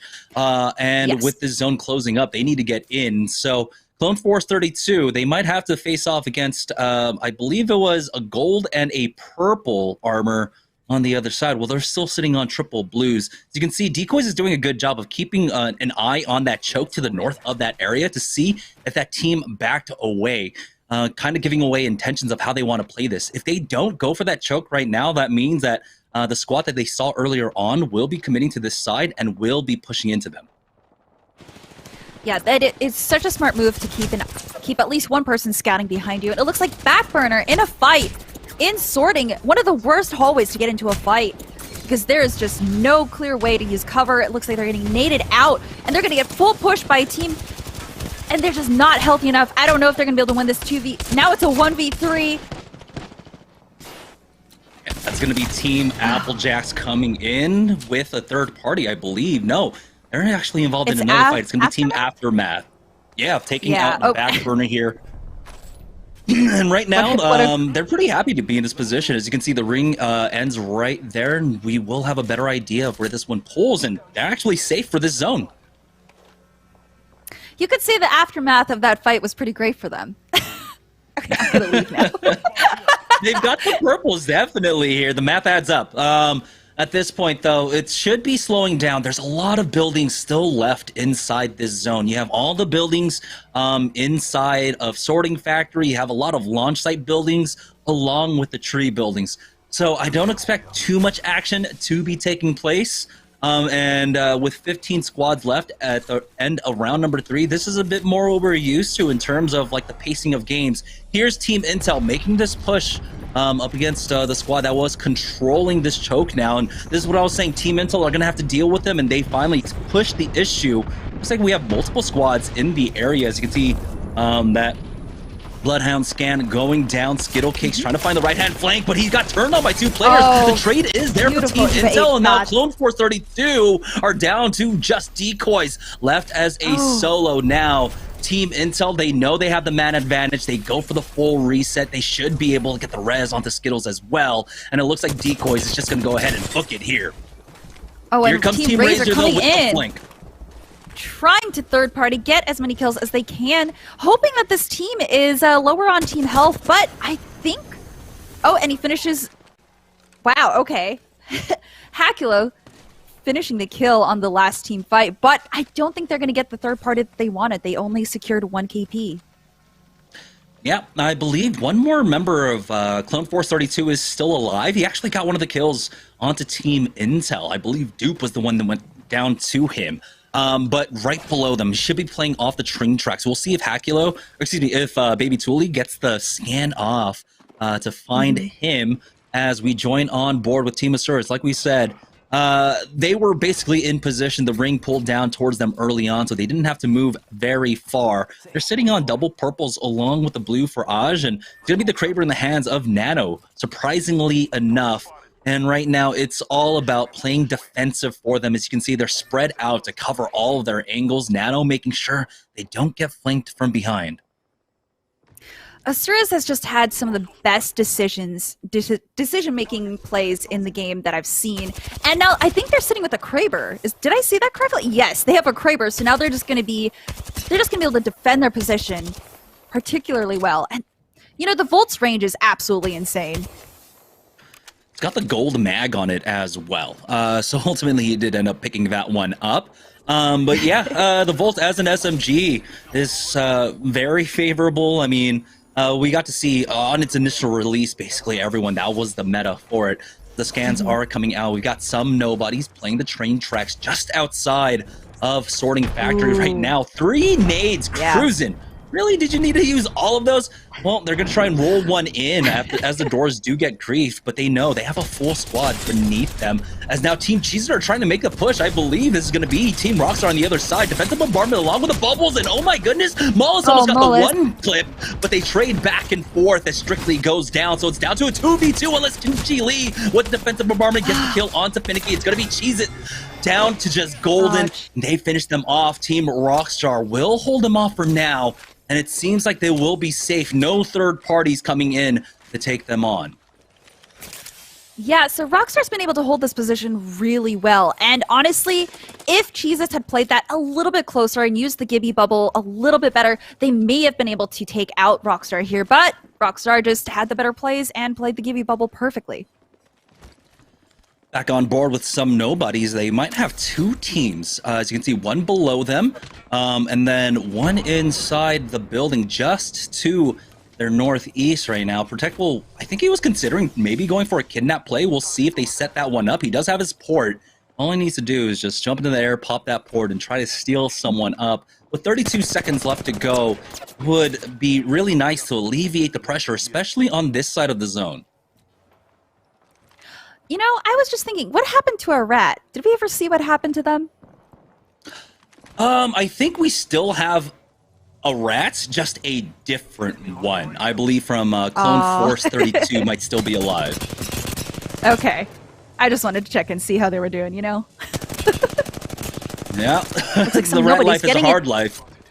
It is. It looks like some nobodies is able to get some good damage here, trying to secure their red shields towards endgame. This circle is going to be pretty rough. That's an open area towards tree, so that team might be caught out. Ooh, good damage coming across from Team Nobodies right now as they are definitely working towards that red Evo for themselves. There's a full squad beneath them inside the car.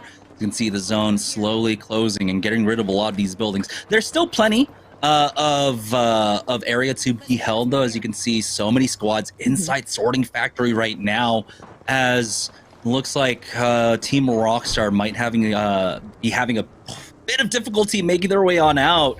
Applejacks finds one knock onto Kimchi Lee, and they do have that high, and this is them just holding out in one of the stronger positions here, especially for the zone that they got. For a team that was holding in Sorting Factory, getting this priority position is definitely easy, but now they need to find the kills to back it up.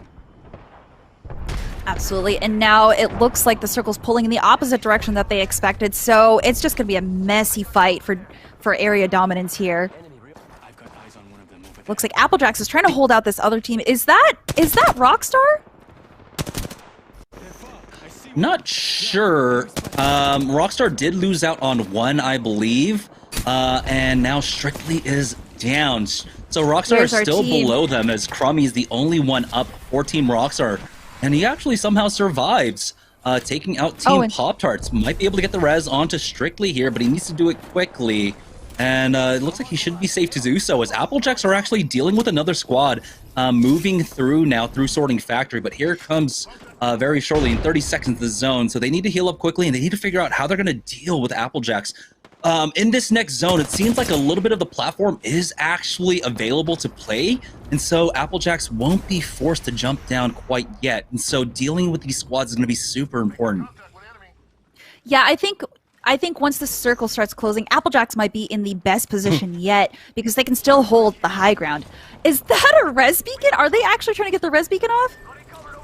Yep. I mean, Rockstar, this is the only opportunity to try and do it with this next zone. Really don't have the time to try. But here we go. Kimchi Lee getting back on in. They do have the jump pad set up. They did get the respawn. Will he be able to get any kind of additional loot for him? That's the interesting part right now, as it looks like Team Asura's got knocked out. Team Razor picking that one up. Looks like Team Razor might be the team to watch in this last fight, since they do hold position and they can see where everyone is rotating. They're just underneath Applejack, so they might be in the best position unless they push out like that, in which case they might expose themselves. Applejacks, though, still in the middle of a fight right now, as all the teams are making their way out of Sorting Factory. They've lost out on one. It's going to be Jumbo Skubsky dropping down to the low, and he will fall. 6xZs to pick that one up. But Rockstar now find themselves in a fight. It's all up to Crummy once again with the Eva. A trades back. Might be able to finish him off. No, Zeratricky survives. He's got the gold bag res for his team, getting them back up as quickly as possible here. No team putting on any pressure for them. Zeratricky instantly swiveling around. Defensive bombardment will take out Baby Tuli, but Zeratricky is still alive. 10 seconds away from his barrier, but he does have that knockdown shield. Another gold bag res onto Tuli to get him back up, and here comes 6xZs with the full send now in the 2v3. They got the knock on the Zeratricky, but Baby Tuli answers on back. 6xZs will knock out Team Razor. Now we're down to our top 3 squads, but 6xZs need to get this res before the defensive bombardment comes down. There have been so many defensive bombardments in that one area. Oh, it looks like nobody's coming in trying to clean this up. Oof, but they're gonna have to play Cruzen that almost goes dome. down. I don't know who's in a worse position right here. I think some nobodies might be in the best because it should be a 3v2v2 in their favor as they do finish them off, and it is going to be a duo as that last squad. 6xZs going down in third, and now as the final ring closes, some nobodies with the man advantage to try and finish this one off. Not the highest point game for them, as it looked like it's Aftermath that are left here as a duo doing some decent damage. As you can see, Cruzen was brought down to about 60 HP. Here comes the port play out from Protectful just to set up another angle for them to get right on top of him. He'll be able to back off if he wants to. Eva 8, and he goes down, bringing this one down to a 2v2. They have an instant thirst as well. The triple take, though, getting the knock, and now they're going to push forward with the bubble to finish this one off, but this one's much closer than it really had to be. It's a 2v2, some nobodies versus Aftermath. The HP advantage going over to some nobodies now as they do get that bat off for Prideful. They're just going to play Ring Around the Rosie here, trying to buy time for this defensive bombardment, but the Eva 8 shots are connecting. They lose out on one. It's down to a 1v1, and Cruzen will clutch up for some nobodies, and they'll take the win here in game number 3. I don't have count. Oh, what an amazing play. That was that was so many defensive bombardments I've seen in my life. I can't even say it anymore. That was just a lot. So many Gibby ults in that one area. I honestly didn't know what team was going to win it because at some point, every team was contesting each other. I love seeing exciting endgame fights like that. Yeah, and you saw Applejacks ran into some trouble. They needed to deal with the squads that were in, I believe, they were in one of the most dominant positions, but they just didn't deal with the squads fast enough when they had the opportunity to try and clear out Sorting Factory. And I think they could have had the win there. But that is the end of game number 3. We're going to go ahead and take a short break. And when we get back, it'll be the second half of Series E Open Night here for Rockstar Week right after this. I started playing Apex like Season 2 on Xbox. And honestly, I was just looking for a new game, so I downloaded Apex because it was free. Started playing it. Towards that team, they are. So there's the full send. There's the finish possibly on this. Actually, just a knock onto Blight. My go-to legend. I like to stay within the meta, so either Octane, Gibby, Bloodhound, and Wraith's fun sometimes, but not really. And gun combo, I like the 301 Eva. That's everyone's go-to pretty much. SeriesE gets that finish on the Moon. That's pretty big. Crummy gets the armor swap. That's going to be a Tomer Simpson, and that's going to be a flank coming from SeriesE. I knew Kimchi from like a while back. We used to rank. I didn't really know Strictly. I don't even think we've ever played. That was actually our first time playing, and we signed up for fun and we qualified in 2 days. But it's SeriesE that have the full reset. Kimchi Lee hasn't healed up yet, though. This jump pad has been used, and now they're going to go ahead and full send it, knowing it's the 2v1. Nebusona taking so much damage there, and it's going to be the final melee. If you're looking to try Rockstars, head over to walmart.com/esportsarena to get your Rockstar products. My name's Crummy, and I play Apex Legends for Team Rockstar, and you're watching Team Rockstar Week.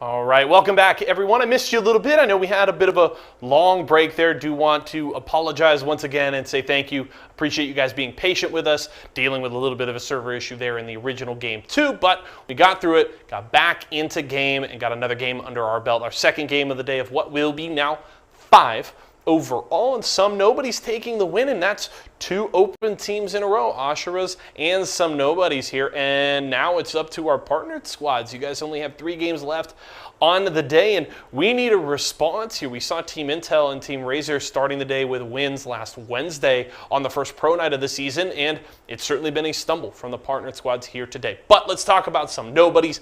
Big win there, bit of a clutch at the end in the 1v2, taking the fight, and they grabbed that game. Let's check out our player of the game here for the second game of the day, and it's Crew. 3 kills, look at that, just under 1,800 damage, and it's back-to-back Gibraltar players here on the day, so we absolutely love to see that. So yeah, 3 kills, no assists, but getting the kills when they needed, doing great damage there. 1,800 damage is certainly a good number to be hitting there for Crew, and that's nobody's getting rolling now.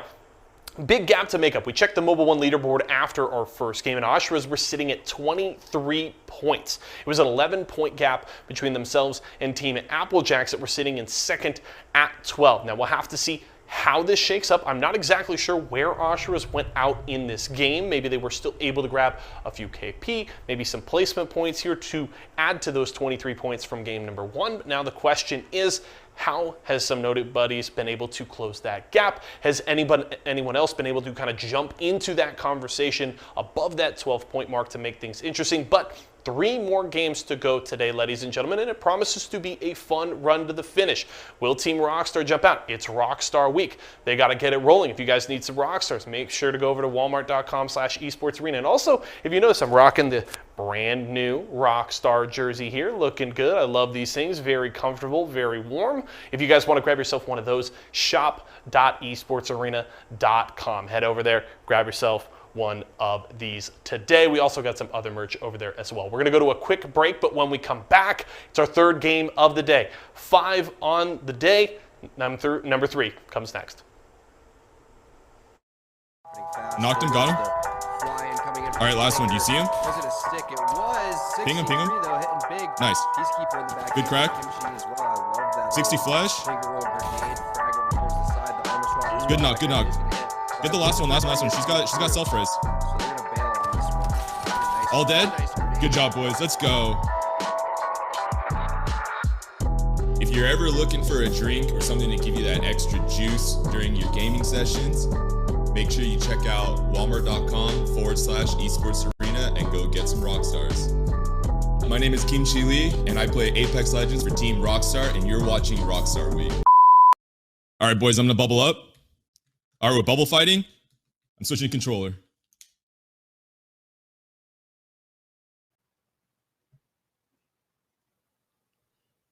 All right, welcome back, guys. As we are heading into the second half of the evening, we got game number 4, 5, and 6 on deck now. As we need to go ahead and take a look at the Mobile One leaderboard to see who is currently up top right now. Heading into game number 3, we had Team Asurus in first with like a 11-point lead, I believe, 23 points overall. But we had them going down around 10th place. And overall, they were only able to add on about 4 points. Or excuse me, actually 1 point. So Team Some Nobodies with that win actually will put themselves into first place. And now Team Razor find themselves in third, just 1 point off from Team Asurus. Yeah, I also want to point out Team Rockstar was in 8th place in game 1. And so they were actually able to move up four slots. So I think that's a pretty good improvement. So if they keep playing like that, I think they might be able to take the number 1 spot. But you really got to give credit to Some Nobodies for being able to secure that much KP and the win, because now they're at 27. That was a huge move from them. Yeah, very big game for Some Nobodies at this point, but we have 3 teams in hot contention for the top 2. Remember, it's only the top 2 that place into the money today. First place will walk away with $350, and second place will walk away with $150. So it's only the top 2 that matter. So Team Razor, well, they have a little bit of work to do, but let's go ahead and talk about the little middle of the pack as we talk about the Mobile One high performance moment of game number 3. So we have a pretty decent point spread, but this is going to be the final fight. Some Nobodies. This looked a lot scarier than it had to be, as you can see. Protectful trying to go in aggressive, and was wondering where the heck the rest of the squad was as he tries to hold the line. I think he just overthought things, or I didn't know. I didn't note if he had any ammo left in the R301 or what. Why did he swap off? I mean, I'm not going to take that time to swap weapons there. Yeah, I think he just wasn't prepared to see them right there. And when he did, he was like, oh, crap. And his team just wasn't ready to push in. And then when they do, they work together, as you can see here, just using the Gibby shield, being able to use the bombardment, trying to do everything they can just to finish. And you know what? The teamwork, they pushed together and they ended up making it work, even with it being a 2v2 when they could have had a 3v2. Yeah, cruising, clutching up there at the end, but a 3v2 going down to a 1v1 is definitely not how you want to clean that up. So some things to look at as, you want to improve as a team over the season, especially as an open registration team, as you can see with that window. Like we said, some nobodies now are in the lead. It's only a 2-point lead over Team Asuras. Team Razor are just a point below them. So a very hot contested top 3 as we are heading into game number 4 back onto World's Edge right now. We'll see if we continue to have a lot of these early 50-50 fights. We know that Team Pringles, they've been in a lot of fights so far on the northeast side of the map. We'll see if that continues here in game number 4. I just want them to have one really, really good game. I just want that for them. Totally not biased or anything.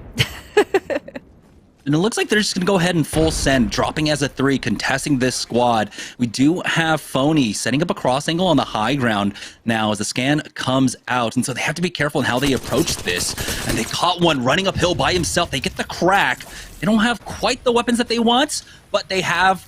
It looks like one isolated just on the other side, 2 up top, though. The bubble has been used as they're trying to chase after this kill now. They've got to be careful of the drop down. They turn onto the duo, and they get the knock onto Mitten and Nades, and they will be able to finish off 6xZs. So Team Pringles survive the early game this time around. And now it's their moment to try and answer back. Rice Krispie Treats, though, over here by Dome are getting contested. Kenji and Etymology have gone down, but it's stopped down to a 2v1 as they go for the res. Lightstar Joe backing away, allowing Clinical to go down. Strictly picks that one up. It's Rockstar coming in for the third party. We were just talking about how Rockstar was able to move up 4 different ranks in one game, and you can see that they're just getting a little bit more confident. They want extra fights so they can secure that spot. And like you said, it's just top place 1 and 2 that get money today, so they really want to get at least top 2. Yeah, I love how quickly they were able to respond to the 50-50 they saw. Here's Team Razor, though, now going for trials. This is what's surprising for me, because Team Liquid is the squad that generally gets this, but it looks like someone might have actually taken it. You can see the passive coming down there from that Bloodhound. So now the scan goes out. They actually don't hit anyone with it. And they will go ahead and drop in. So it looks like someone already did trials and got out. So Team Razor are not happy about this one. Oh boy, Zeratricky's got to be careful. The team's actually still lurking there. They can show up at any moment. You can see them creeping up. Yeah, at this moment, this area, you have to be so careful because any noise you make will instantly draw people's attention. And since the circle is actually in countdown, and they might actually get run up on here. This is scary. There's an opportunity for them to get pinched. As you can see, another person was showing up through Skyhook now on board with Team Applejacks. They've already looted up Sorting Factory, and there's 30 seconds left to go before the zone closes up. So they're pretty happy with this loot. They've got double blues along with the purple onto double O negative here as they make their way on through Harvester Connector. We're already down to 16 squads. So the action picking up once again, just like in game number 1. Yeah, I feel like more people are feeling confident about dropping and taking fights a little bit earlier, which is really nice because it means that if they do win these fights, they feel a little bit better about the rest of the match. And it looks like AJ was given the blue shield so he can try to build that up with his 30-30 repeater. And we'll see if they run into anyone as they make their way through Frag West, but you have to imagine at this point, most teams have already moved through, and this is actually a pretty slow timing for rotates for Team Applejacks. We're seeing now as teams are starting to actually get into position for the late game. We've got a squad fighting over the beacon. 2 squads actually. As Shrosuke might find themselves into a fight up against Team Pringles over by Survey Camp. And so now that's what we're working off of. There's a small chance maybe this one goes over towards Skyhook, but I think it's a very small chance at this point. Yeah, those survey camp circles are usually really hard to figure out positioning because there's only so much cover that you can take there. And taking buildings can be pretty risky as well. Looks like Team Razor still on a white shield, which doesn't look too great, especially since some of these squads have already gotten into fights and have damage on their shields. I'm not sure exactly what they're trying to do here, as Team Intel have made their way into Skyhook, and they almost got the crack onto this Wraith. We'll continue to chase after him. That's going to be Tech going down. Beautiful. 2 brains, 1 controller, not having the greatest days so far. As Intel, they're going to continue to finish off the rest of Team 2 brains, 1 controller. That's going to be the +3 for Team Intel, and they survived the day. Here's Team Pringles. Like I said, they're up in that survey camp area. They were looking at trying to get that survey beacon spot. As you can see, a lot of these teams seeing the zone pulling far, far north like this. We know how strong a spot that respawn beacon can be.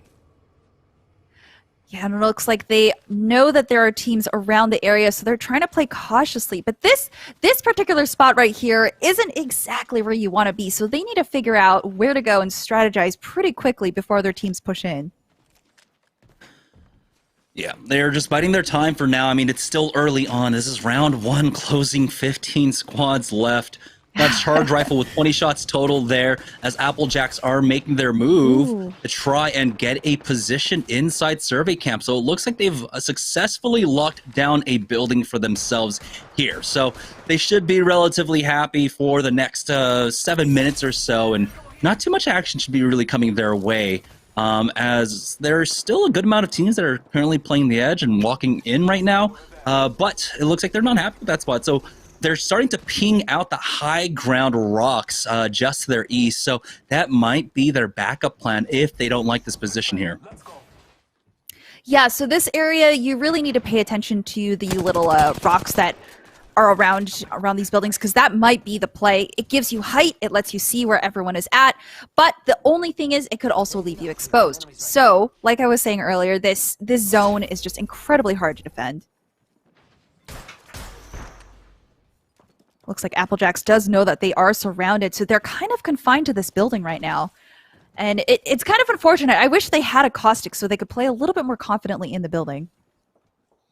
They will have their jump pad in about 20 seconds, so if they don't like this spot, they can move, but I think they should be happy here. Here's Clone Force 32 holding down the train tunnel for now, just outside of Skyhook, and this team, oh my goodness, they are forced to just retreat here, but we know that there are other squads inside Skyhook, as Einos wants to try and get position on them, see if he can look down, maybe get a knock, but he has to be careful himself. As you can see on the rooftop just across the ways, there was another squad actually applying pressure onto them, and there they go. They just back away. They don't need to get into the sniper battles up against them. Their economy doesn't look that great. Take a look at Einos right now. He's sitting on about 160 light ammo. Trinal himself has a G7 Scout, so they're both running light ammo without that much ammo behind it.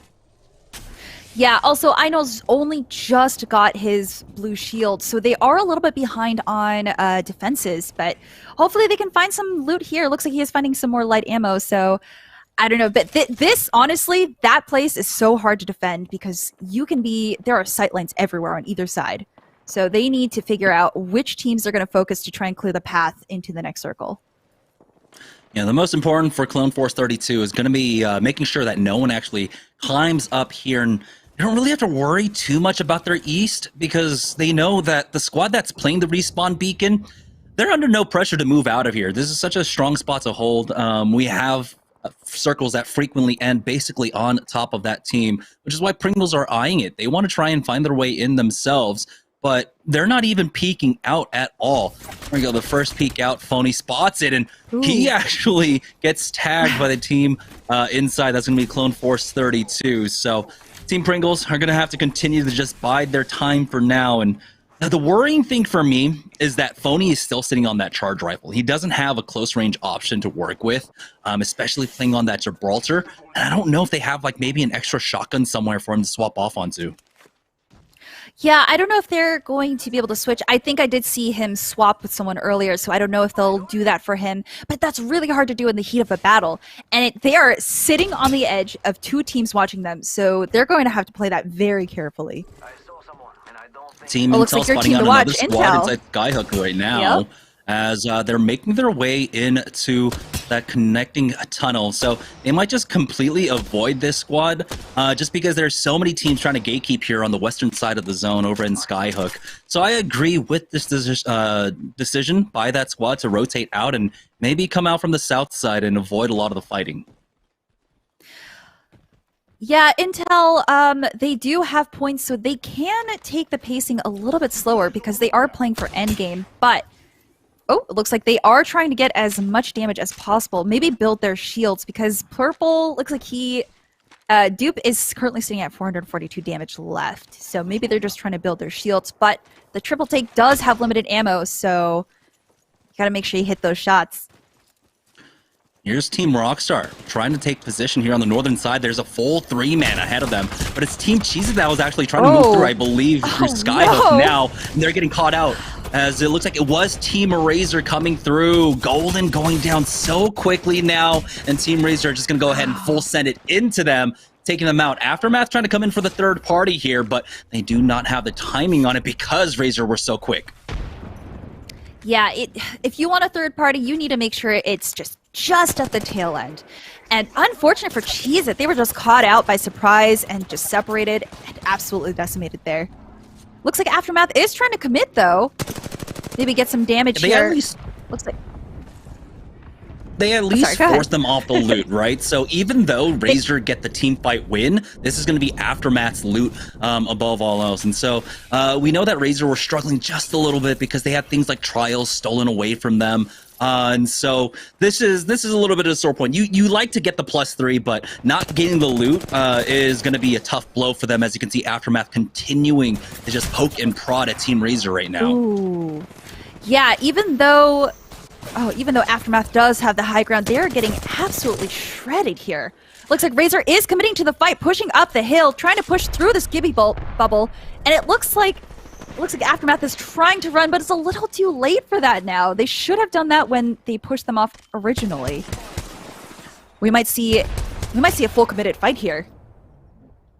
Ultimately, for Aftermath, it seems like it was just nothing gained for them because whatever additional meds that they picked up off these bodies, they had to use because Razor were just tagging them every time they went for a peek. And so now with 1 minute and 47 seconds left to go, Team Razor, they have to weigh their options and they can try and take this fight up against Team Aftermath. But it looks like they're considering maybe just doubling back around over towards Skyhook here, as it looks like that will be their decision. Yeah, okay. So I will point out that Razor has made a decision as opposed to Aftermath, which wasn't sure if they wanted to push or not. So that's very good that they know what exactly they want to do, especially with only a minute left. But it looks like Razor's actually going to go back around the other way. Maybe they're a little kill hungry here, or I'm not quite sure what their plan is here. Yeah, I think they were considering going back towards Skyhook, but with the time constraint that they have now, with a minute left to go, they just have to deal with them here. Good damage out from that G7 scout of Zera. Tricky.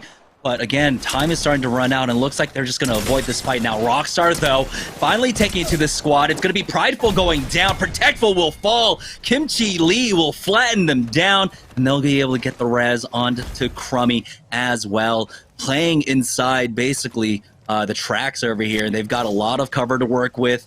Now they're going to be happy with 3 additional loot boxes to play off of as well. I think that was Fury sniping with the charge rifle there, trying to get extra damage and hold Rockstar out. But we still don't know where they are on positioning because there's only so many places that they can be at. It looks like they did take the rocks over there, and Rockstar still has a bit of cover from this little formation here. Ooh, it looks like it's a 3-team affair as Razor are trying to maneuver around. They have made their way over towards the platform right now, getting some great damage off, flesh damage as the bubble goes down just in time. But Team Intel will go ahead and do them a solid and finish off that squad. And so now we're down to 12 squads, 34 players remaining, and Razor done a good job of navigating this. They've cleared out the south, and so they'll be largely safe here with a lot of options to work off of. Yeah, once they cleared that back zone, that's entirely theirs. Splash, we haven't seen much of these guys earlier in games, but it looks like they are actually in top 15 squads, so that's good. They have a decent position, but it looks like they are going to be forced off with a bombardment here. Oh, it looks like a rat is actually coming up behind them right now as the scan goes down, and it should just be the Gibraltar by himself. There he goes. As Malice Mamba will go ahead and pick that one up, and that's just going to be free loot for them. as they do have the rocks to play off of, but you can see why that team that pulled up at that respawn beacon earlier on took that position. The ring is going to continue to pull up towards this area, and it is Pop-Tarts that got here early. The difficulty is, of course, when you play this position, when you play very passively, you haven't done damage. And you can see Exile is still sitting on the White Evo shield. That white shield may end up hurting them a little bit. They are trying to build it for him, but, you know, this late into the game, with this small a circle, I don't know how much a blue shield will even last. I believe that's going to be Rockstar over to their east, and they to their south right now. I can't quite remember who it was. It might be Team Pringles. But here's Splash trying to make their move. One knock onto turns. Bubble has been forced out, and now they're going to go ahead and push this with the man advantage. They were never able to get turns up, and Jibby will get finished off. Team GNR taking them out just outside of Survey Camp, and that's a full wipe with no one going down, so that's a quick recovery for them. Yeah, now they have all of these resources to restock and refuel for the fight. And Intel taking the backside here. Looks like they were able to get their hands on a Kraber. This could be their big damage gain here. Looks like they are taking a fight inside this little cave. I hate fights in here. It's just so clustered. It just feels so claustrophobic here. They've got to be careful. It's Asuras that are playing inside this tunnel now, but at any moment you can, of course, get sandwiched by the squad that was playing over on the southern side. Razor have the option to try and come in for the third party here. Intel or Asuras, they need to clean out this fight really quickly without losing anyone, or the third parties will come in extremely quickly now. As you can see, the nades are popping out from either side. Intel forcing them back with the Arc Stars. No high ground position for him. The Kraber connects, but it's not going to be a headshot. He goes for a second one now, forcing out the bubble. 25 seconds. The zone is going to start pressuring them shortly. They need to find an opening here. Team Asuras are happy, I guess, to be in this position because now it's Intel that are in this kind of four-patty sandwich. Good! Skittles coming in with that. Shots on to Nano. Oh, but they are getting third party from behind.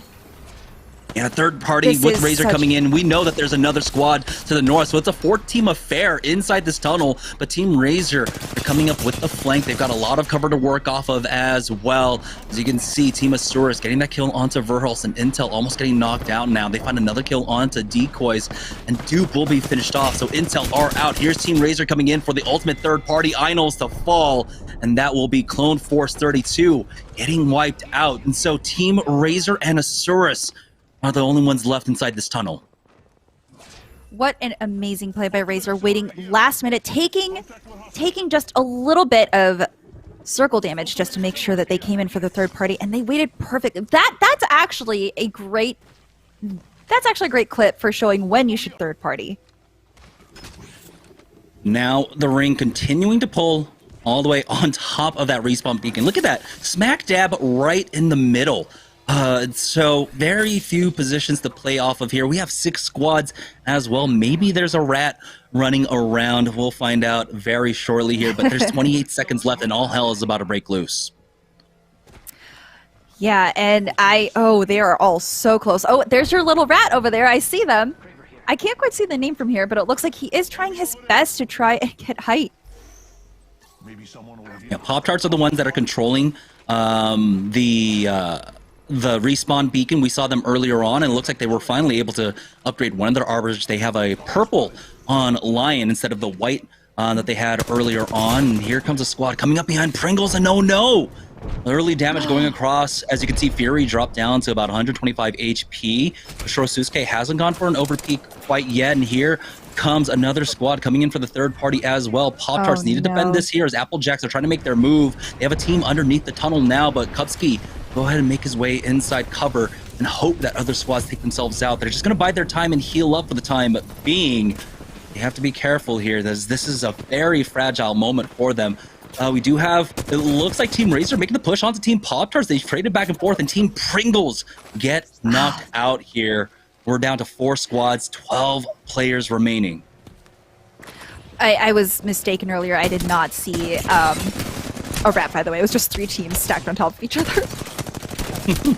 Applejack's It looks losing like out on Applejacks. one. They do trade back, wow. and Razor helps them out throughout all of this as Pop-Tarts comes in. So never mind, Pop-Tarts were still alive, but the defensive bombardment and damage is laying across them. Lion's the only one up as he's trying to hold the line, but he will ultimately fall, and it's going to be Razor that come in for the win here in game number 4. It just shows you, Razor played everything perfectly this game. They knew when to third party. They knew when to move. They were very confident. I mean, if you remember, outside of what is it called? Oh, what's the place called? The Big Scout. Like, it's next to Countdown. I keep forgetting the name.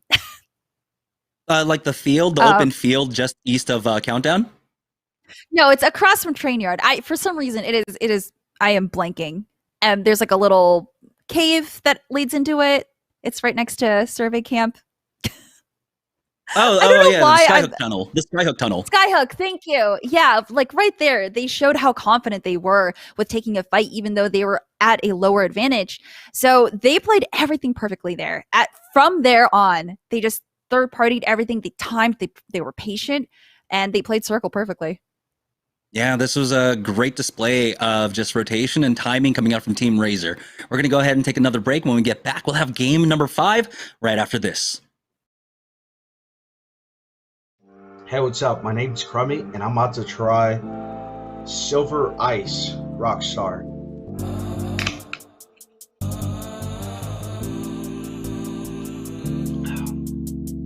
You want ice in your veins? This is the one. If you're looking to try Rockstars, head over to walmart.com/esportsarena to get your Rockstar products. I play Apex Legends for Team Rockstar, and you're watching Team Rockstar Week. Imagine you love frosting and filling. I do love frosting and filling. Oh, well, imagine if there was a way to enjoy that delicious goodness anywhere, anytime, out of the toaster, out of the box, out of one of those baggy thingies, with nothing but a thin layer of foil between you and... Pasta. Yes, Curtis. This is a commercial about pasta. I love it. Frosting and filling for your pasta. I like pesto. Kellogg's, Fruit Loops, Apple Jacks, Corn Pops, Tiger Paws. They're Jumbo. Jumbo snacks, snack time heroes. Go take them on the go. Eat your cereal, magnified, showing up for snacking time. Jumbo snacks, snack time heroes. Go take them on the go. It's Jumbo. It's your snacking. It's Jumbo Snacks. Welcome back, everybody, to Series E. It's week number 2, and Rockstar Week continues, and we finally got it. I asked for the partnered squads to respond, and Razor did it. They take a big win here in our third official game of the day of the 5 that we're playing, and that's a huge win and should allow them to really jump into the conversation here for a win on the first open night of the season. We started off with open team wins, but Razor coming through strong in this third game, and big performance from them. Let's check out our player of the game here for this third game. We'll pull it up for you here momentarily. And it's Mr. Hakulo, the Slayer himself. He's got 2 Slayer titles from Season 1 and 2 in a row. Looking to make it a third here. 7 kills, 2 assists, over 2,000 damage. So when you look at those numbers, and I would assume, just to take a guess, I say we probably have at least 4 to 5 kills from the rest of the squad, just with kind of how things go at the very least, right? So you add the 12 points from placement, plus at least 11 to 12 kills there. That's going to be a huge jump for Team Razor. So I'm very curious to see how the Mobile 1 leaderboard shakes out when we check it out, when we go back to Stella and Jamerson. But Razor has definitely put themselves in the conversation here on our first open night of the season. They don't want to let Osharas come in here and steal this title. Razor wants to start off this season strong, and they're looking to do it after, if we go back to Season 2, they didn't look as good to kick off the year. It took a roster swap to really catapult them into the conversation at the top of Series E, but they're looking to not take that time away from the top of the standings. Good performance last Wednesday and looking to make it 2 in a row here. We're going to go to a quick break. When we come back, it's our next game of the night. Rockstar Week continues right here on Series E. Hey, what's up? My name is Kimchi Lee. I'm about to try the kiwi strawberry flavored Rockstar.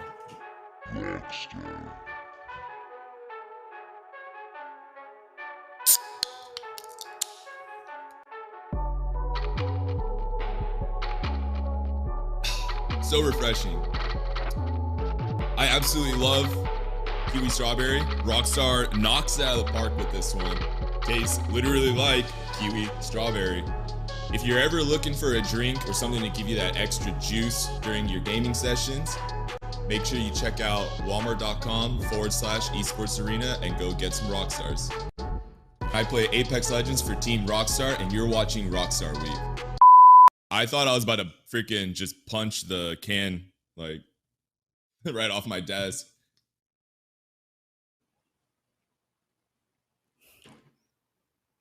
All right, welcome back, guys, to Series E Rockstar Week here, but it was Team Razor that ended up taking game number 4, and we already had a contentious top 3, so let's go ahead and see who sits atop the leaderboard after that one as we take a look at the Mobile 1 leaderboard now.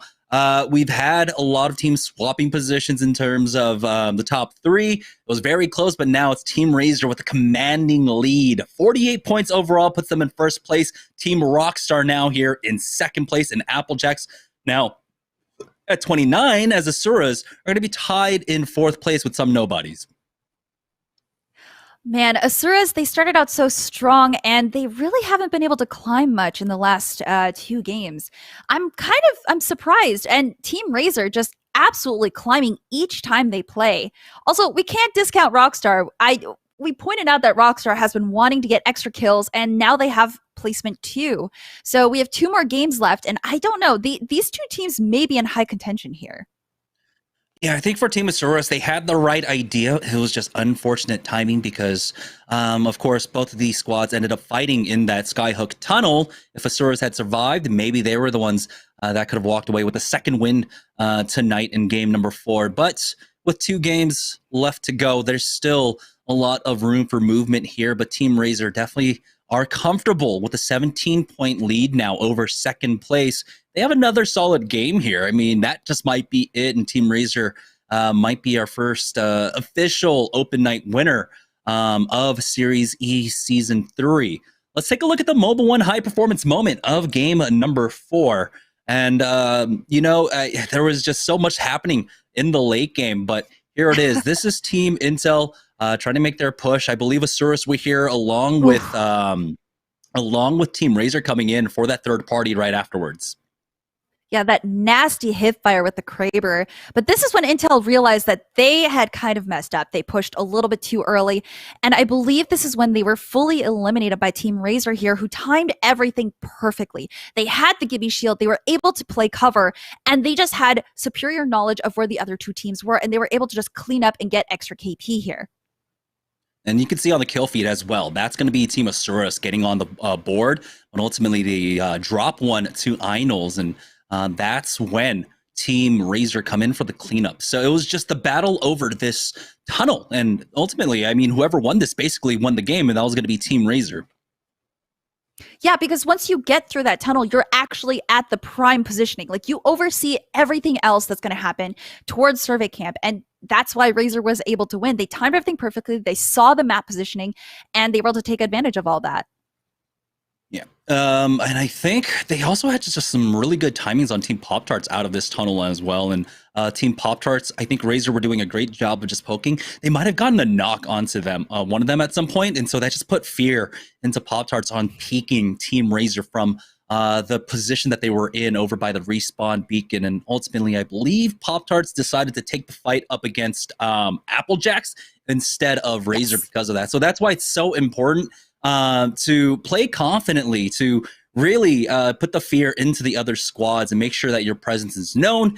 And ultimately, with that confidence, Razor were able to get the win here and put themselves in a commanding lead. As we're just waiting for game number 5 to get underway, we have 2 more games left to go. Remember, here for Series E, we have $500 on the line every single night, but it's only the top 2 that place into the money. So $350 will be going to the first place team, with $150 going to the second place team. So there are stakes, but we also have to consider that it's also the long game, especially for our partnered squads. Remember, if you want to maintain your position here in Series E, You need to be in the top 4 so you don't get relegated and have to re-qualify for Season 4. Razor already off to a great start. Yep, I think they're doing great. I mean, number 1 spot, it's only the number 1 spot, right? With a solid lead. It's nothing to scoff at.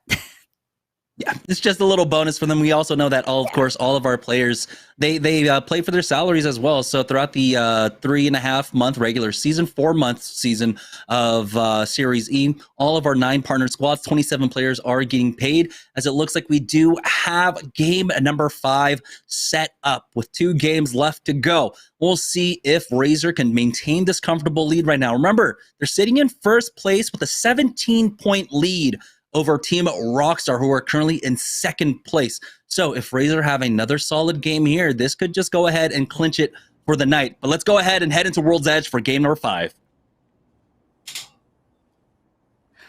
So Team Rockstar is at second place, but I do want to point out that Applejacks is only 2 points behind them. So they really need to focus and pull themselves together and secure second spot at least solidly in this next match. We saw in the last game here, Team Razor, well, in game number 1, we know that they walked away with trials, but they tried again in that last game, in game number 4. They showed up a little bit late, and all the loot was already gone, but here's Pringles. Once again, 6xZ's fighting them off drop. They've already got the man advantage here. They're going to find another one to knock onto Goopy, and that's going to be 6xZ's going down very shortly here. Oh!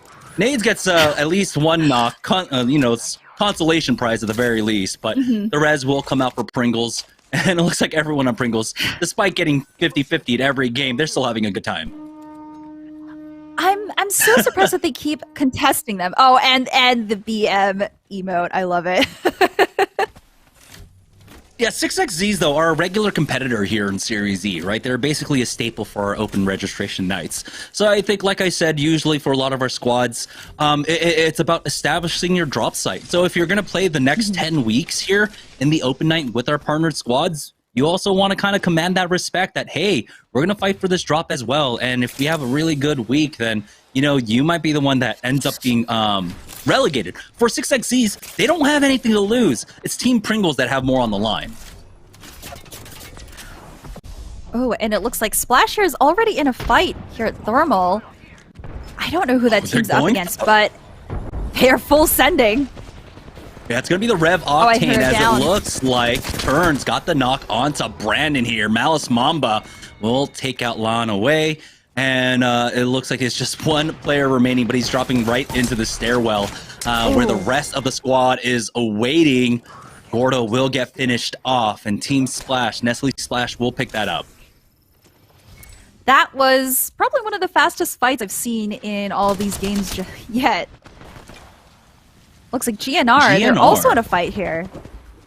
I'm wondering if this is Team over... Pop-Tarts over here. Find out in just a moment, but right now with that Spitfire, it's going to be Crummy to actually pick that one up. Neg, though, he's going to be fighting into I believe it's going to be a 1v2 as he's still pushing forward. Yeah, there it is. The res coming out from Team Chile to bring Crummy back into things. So Rockstar with a nice rotation up into Geyser will pick up 2 kill points on the verge of finding a third as they secure this thirst onto Highlight. Yeah, it looks like Neg is just going to run for survival because there's nothing else he can do at this point, really. And there it is, 2 KP for Team Rockstar. I think this was a third party, actually, coming out from Rockstar. So good timing coming out from Rockstar here. There's still 20 seconds left to go before the zone even starts closing. And if they want to, they can kind of stick around here. There's plenty of time as those banners will slowly expire. And it looks like they're just going to take their time to loot here because really, they're already on the edge. The zone is pulling up once again.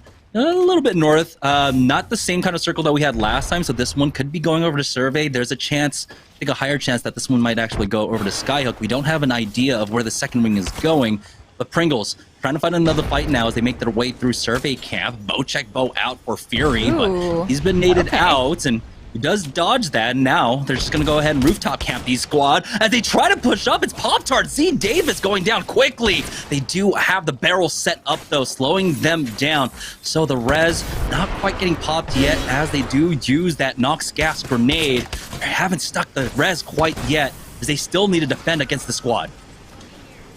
Yeah, and again, I was saying earlier with one of the squads that was holding out in this building last game, if a Caustic was there, they would have been able to hold it more confidently, and that's exactly what they're doing here. They haven't been able to get the res yet, and it's just a matter of time before Team Pringles push in. I believe there's just one more barrel down. They finally get the res onto Z Davis, but they still need to buy even more time for them to heal. And it looks like SJR coming in for the third party. They got the re-knock onto Z Davis here, but Shosuke, he's taking a lot of damage, and he backs away, leaving his duo up top. As it looks like missed out on the third party timing. So Z Davis will get re-rezzed, and Pop-Tarts somehow survived that entire affair. They are holding on for dear life right here. It looks like SJR is actually fighting for their own lives. It looks like the third party didn't go well, and now they're getting third partied as well. We don't know who they're up against right now, but looks like Trosuke might actually go down here. I believe it was Clone Force 32, defensive bombardment right on top, and he only has about 26 HP, but he's got the moves, somehow juking all of that, but he ultimately falls. Oh boy. You have to respect the survivability. Yeah, that was pretty nice movement coming out from them. Here's Team Pringles going for another try onto Team Pop-Tarts that knock onto Z Davis once again, and ultimately Team Pringles will finally get the 3 kill points that they wanted off this squad. Here comes the third party attempt by Clone Force 32, and they're full sending into these, thinking that maybe there was a lot more damage there, but they've actually done more damage to themselves. The turnaround coming out now is, oh boy, that jump pad wasn't the greatest, and decoys will not go out safely. Yeah, you really have to be careful when you use jump pads, especially in higher skill lobbies like this, because that just makes you an open target. And it looks like Pringles here, even though they weren't fully healed off the last fight, they might have the advantage here. And they finished the fight easy. Yeah, they didn't take too much damage in that fight up against Team Pop-Tart, so it was a quick recovery for them. All they needed were some armor swabs, and they instantly turned around. And then, of course, you had the self-arc star there that ultimately helped them out. Team Intel over here by Countdown trying to hold down a building as Skittle Cakes has been cracked, and you can see Verholst and Skittles trying to heal up, but now it's going to be Dupe's opportunity to heal up with that bubble down. He's done enough to hold down the line for his squad at the very least, but now he needs to slide on over. We'll see how hard this team decides to commit. It's going to be 2 brains, 1 controller on the other side of this fight. Looks like Oxy got his purple shield, but also is taking some damage, and he's going to have to back off to heal. I don't know if they're going to be able to push this, but they do have shields ready, at least. The port is there for Tech if they do need to get out of here. I don't know if he'll actually use that in an aggressive manner, as they're going to try and get some information for themselves using the using the tactical of Mercy, but really, 2 brains, 1 controller, all they're doing is just using up their economy. You can see a lot of cells, a lot of bats have been used throughout this engagement, and like you said earlier on, the longer you stick around, the longer you make noise, the higher chance of a third party. So it looks like 2 brains, 1 controller know that they took way too long and they'll just back off. Yeah, especially in a place like Countdown where you know a lot of teams might be passing through. You just have to be careful about when you take fights. They've been here for quite a bit too, and it seems like the other team might be pushing in. Ooh, good damage out there from Mercy with that scouts, as it looks like another team was considering actually poking out. And so now they're the ones that are actually running a Valkyrie, so they can take their time here if they want to, because they'll have that ultimate to just try and pop out. But she's it. Riding on the edge, they've got a squad ahead of them. You can see them running through the zone right now, and so Mollis might be able to sneak up on them, but he does get peeked. Only hits for the 14, but he's got his squad mates helping out. Bubble has been used as well as Cheesa commit to this push now. Defensive bombardment down. They get the knock onto Sin, and now, oh, the squad just showing up way too late. And they should be able to pick this one up. Jug going down, and now there's just going to be 1 player left for this squad. Yeah, not staying together can be a death sentence for a squad, and it looks like they are going to full chase him and try to get this finish. He's pretty far, and I believe they already used their jump pad. Joining on board with Team Pringles. They have like 7 or so kill points right now, and they're looking to hold down the train tunnel. We saw a lot of action taking place here in game number 4, and it's going to be very similar here in game number 5. But for Team Pringles at this point, it's all about making to the late game. They have their KP. Now they want the placement points behind it as well, as Team Cheez-It find themselves in another fight here on the south side of the zone. No. It looks like they're getting third-partied, and oh, they can't. It was a rev send, so they're actually going to have to try and get this res off and either commit to the fight or leave, but it looks like they're not going to be able to survive this one, and they go down. Oh, and that was Team Splash! Yeah, we saw them running that Rev Octane in that first fight, 50-50 down at Thermal Station. Cheez-It tried to gatekeep here on the southern side, but it did not work out for them. And you can see Malice Mamba, he's already popping those ultimate excels to have a second go. So they're going to look for their next target now and go for that Rev Octane push once again. Oh, Rev Octane is such a strong meta right now, especially since it basically grants you a second life. So the fact that they're running this to get initial damage and then push back to kind of finish off the kills is a pretty good strategy. And it looks like Rockstar here, they're in another fight. Right inside the middle of Fragment, just outside of the circle.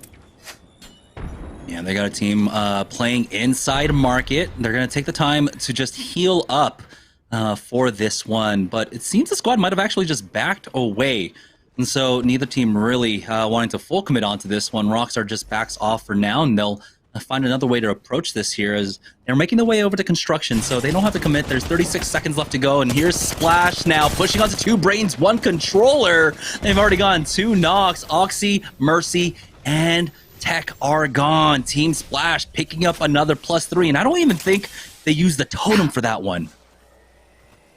I don't think they had time to use Totem on there either. Yeah, it looks like Team Splash is really trying to make their mark in this game here. The last time that we saw them on the leaderboard, they were placed 16th, so maybe they want to try and play for points. With 2 games left to go, I highly agree with this. Pivoting onto a composition that wants to fight early and wants to continue to take fights in every stage of the game. And so far, they have, what, like 5-7 kill points, I believe, across them. And so things are working out. And now, it's will they be able to continue this kind of same pace? There's only 11 squads remaining here as we get a better idea of where this ring is going. It's going to go ahead and pull down to the respawn beacon on the train platform northwest of Fragment West right now. And you can see Protectable Pride and Cruisin' are in position. Here's Team Razor. We saw them in a similar position, same time in game number 4. As I believe they were taking on Aftermath, who were trying to gatekeep them just at this choke. But here's Rockstar finding themselves in a fight. It's going to be a Surus on the other side as Rockstar do trade 1-for-1. And the thirst comes out. There's a knock onto Aj now. It's going to be a 2v1 fight for Rockstar. But where is the Team Razor third party? There it is. There was the scan. They're coming in. Razor trying to finish up this kill on Rockstar. Are they going to be able to team wipe them? They get 1 knock. It's a 2v2. And they're trying to go for the res. Razor, I don't know, he has a gold backpack, so they're going to be able to come back up full health. And Hakulo, of course, will also have his passive, so the downtime is almost nothing with that gold armor. So it looks like Team Rockstar now are going to be down to a solo, I believe, as Razor found great timing on that push.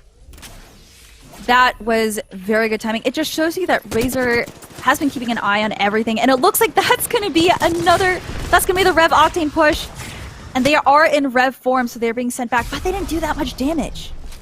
Silence onto Hakulo, so he's going to be slowed down a bit, but you're right, they didn't do that much damage at all, and so Razor, they can still play aggressively here. You see Hakulo tops himself off with 1 cell, and now they've got the crossfire set up. Here comes Intel, though, to come in for the third party. It's not going to be a strong third party, it's just going to be a flank on to the squad, and so it's just a sandwich now, and they're not going to hard commit. They're just going to try and steal away a kill point if they can. Great shots out. There we go. They get the kill onto turns, and Nestle get knocked out.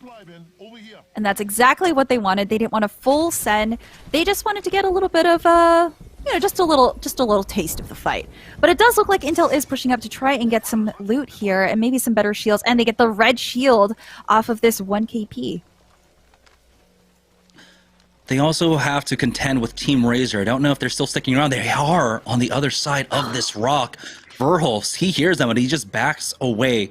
They know the strength of the team on the other side of this one. They don't need to commit onto this fight, but they might be stuck onto this side of the zone. And so it's just a matter of time, as it looks like Razor will decide to just duck out. And now they're trying to get on top of them as Razor accidentally run into someone. A full team actually underneath this bridge. They picked that one up, taking very little damage. Zeratricky is the only one that needs to heal up. And here comes Team Intel trying to find an angle on them. Decent damage out from that Spitfire, forcing Team Razor back. But man, Intel are a little bit hesitant on this one. They don't see the trades, so they're not going to hard commit onto it. They have the Beast of the Hunt popping this entire time, so they'll have the additional scans, but it looks like Team Razor do a great job of just maneuvering away from them. Yeah, and it also looks like Intel might be running a little bit low on ammo on all ends here. I don't remember who has it, but someone has a Spitfire with a gold mag, and they only had about 100 ammo left, so they really need to be careful about their resources. The Team Razor, winners of game number 4, champions of the arena now, trying to do it back-to-back as they make their way around. Team Intel are happy, though, so far, as they did a great job of clearing out this side of the zone, and so they'll have a safe spot to play off of once the ring starts closing in. But it's about Team Razor trying to establish a position, and they're finding it difficult now, getting poked from every angle. There's a team playing onside the platform just to their northwest, and so it's going to be up to Rice Krispies to try and gatekeep them. This location is so hard to defend because there are only two real viable points of cover here, and there are teams already set up there, so Team Razor may have to make a wide flank around. There's an opportunity, quite possibly, for them to gain position on the northeast side of the zone, of the next zone. There's, of course, that underpass underneath the train tracks that they could try to play off of, but it looks like a squad might already be positioned here. Now Team Razor actually just full sending it on to Rice Krispies. They trade 1 for 2, or actually 2 for 1, and it's just Nemusona by himself. Zeratricky has gone down, and it looks like the third party is already coming in. Paculio doing a great job of just covering the door. They will be able to get Zeratricky back in, and he's healed up. So Team Razor just audaciously push right on top of Rice Krispies and steal this position away from them. Razor is really showing their strength at being able to work together as a team. All of their comms must be so tight in order for them to make every single fight work, even when it's at the cost of potentially someone going down. And it looks like Intel here, they might have someone below them, just a little bit out of... I think they're trying to get eyes on all the remaining teams here. There are 5 teams left in this small circle. And you can see the ring is pulling away from this building, and there's 2 teams up top. It's going to be Pringles getting pushed, and they're actually forcing this squad back right now. Good shots. That's going to be Drex going down. That was a rad. So we're now down to our top 4 squads, as we have Team Razor, Team Intel, Team Pringles, along with 1 open squad team remaining here in the top 4. This is going to be such an interesting circle. It looks like Pringles might have the advantage here because they are in circle, but the other teams are going to have to move closer to where they are. This is going to be a nasty fight between all the remaining squads. And you can see why Fury is poking his head out. He wants to just make sure no one runs at them. If he can, with the fire itself, he wants to try and force all 3 squads remaining into each other instead, alleviate all that pressure just by showing your presence here. And he's the one that's holding down the eastern side of the zone for his squad. The other 2, you can see they're a little bit split up for them. And for now, it's just going to be until the ring closes. So we'll see if Pringles can hold on to this position, but it looks like Protectful is setting up a port for himself to get his squad in for the next zone. Yeah, looks like everyone's playing really carefully. This is the second to last match, so no one wants to be taken out this early because it is still 4 squads left. And circle is just about to close now, 38 seconds. Intel still trying to get some extra shots off because they know that there's 1 team stuck behind just 1 cargo crate. They should have the jump pad to go in if they want to, forcing out the bubble from that squad, from Team Razor really early on. And they're trying to delay this drop down for as long as possible here.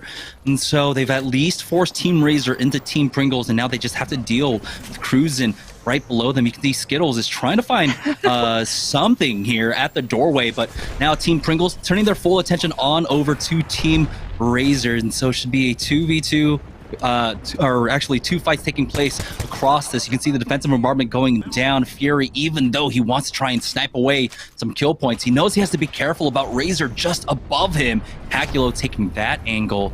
And surprisingly enough, no deaths quite yet, but it's just a matter of time. As now Protectful is running into Team Razor. Razor losing out 1-1. Protectful picks that one up. Team Intel will be able to pick up those kills, and now Team Razor just down to a duo, and they don't have Zeratricky's bubble for this. We'll see though, as it looks like Team Pringles aren't going to get too aggressive, and it might be a gold bag res for them. The scans out from every angle, and we have a ceasefire between the two teams right now. It's just a truce, but never mind. Fury's going to go ahead and break it as he pushes up. Pringles want these kill points, but do they put themselves in a bad spot for it? The res did go down. They had the gold bag res as well, and now Team Pringles, they have to back away knowing that the res came down. Pringles is actually still in a pretty good spot here, isolated away from these fights, and they do have a shield swap, but with this last circle closing, they are going to have to push, and that means Intel is going to get a great angle on these guys. Looks like Intel doing damage across the board, but they're not really focusing on a team. Yeah, they're just Everyone's trying to playing poke away at slowly. either side right now. At this point, you can see, just using up the last of all of your heals, just trying to poke, do any kind of damage whatsoever. Skittle. And there's the knock and the kill onto Zeratricky, as Baby Thule will go down as well. Team Intel doing a great job of picking up whatever kill points they can. Team Pringles, they're just biding their time. Verhulst is doing such a good job of trying to keep Pringles at bay, but now it's Pringles' turn to turn on the aggression. They got a knock onto one, and they're just going to go ahead and full send it to finish it off. Hakulo is trying his best to survive just underneath behind of his team, and somehow Team Intel, they go down. Team Pringles will be able to finish this one off, and they'll take game number 5. I was asking for a really good game for Pringles, and I'm so happy that this was it. They It was a played great everything game. so well right there. It was a great game for Team Pringles there, especially to try and catch up. But we noted before the start of this game, Team Razor really just needed one more good game, and this was definitely that for them, as they did make it into the top 3 for themselves. So that's going to be a lot of additional points. We know that they had, a 17-point lead up against the second-place team heading into this game. So going into game number 6, they've almost assuredly basically synced at least top 2. We're going to go ahead and take a break, and when we get back, we'll have the final game of the evening right after this. Last two squads, last two squads. Oh, he's cracked. Kimchi's cracked. He's cracked. Wait, they're fighting. Let them fight. Strictly. Popo. Move together. Oh, we get third party. Oh, two knocks. Let's go. Oh, let's go. Best game, third party central. If you're looking to try Rockstars, head over to walmart.com/esportsarena to get your Rockstar products. My name's Crummy, and I play Apex Legends for Team Rockstar, and you're watching Team Rockstar Week. What's your favorite smash?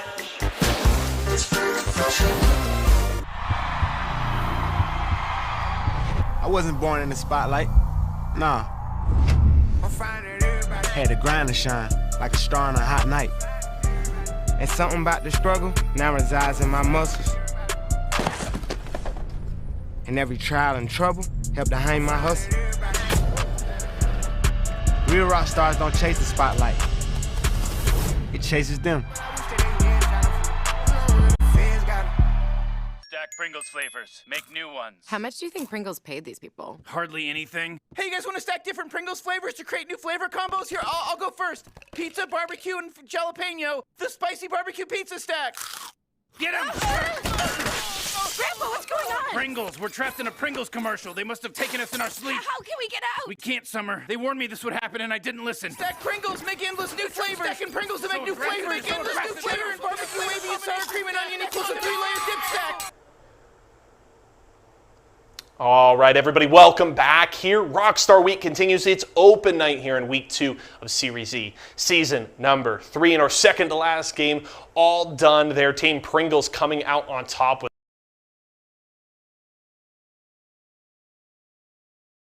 with an extremely strong victory. Big win from them. Let's check out our player of the game. Fourth/fifth game, second to last. We got one more to go. Don't worry. Okay, but let's check out player of the game here. And it was Presley. 9 kills, 2 assists, and very efficient as well. 1,500 damage there. 1526 officially grabbing the 9 kills with that. So lasering people, finishing off the kills, getting work done, and getting a big dub there. And I do want to note for everybody at home, obviously, I have the benefit of getting a little bit of the behind the scenes look. That is half of Team Pringles kills in that game. So they had 18 total kills plus their 12 placement points. That's a 30-point game from Team Pringles. Now, I'm not entirely sure where they were sitting in our Mobile One leaderboard going into that last game, but that is definitely going to catapult them into the conversation here with one more game to go. Now, in just a moment, I do want to pull up a bit of a comparison because we were talking earlier, it was Team Razor and Team Rockstar sitting at the top of our Mobile One leaderboard after the previous game. It was 48 points for Team Razor, and they had a 17-point lead over Team Rockstar with 31. Now, we started off the day talking about Team Rockstar.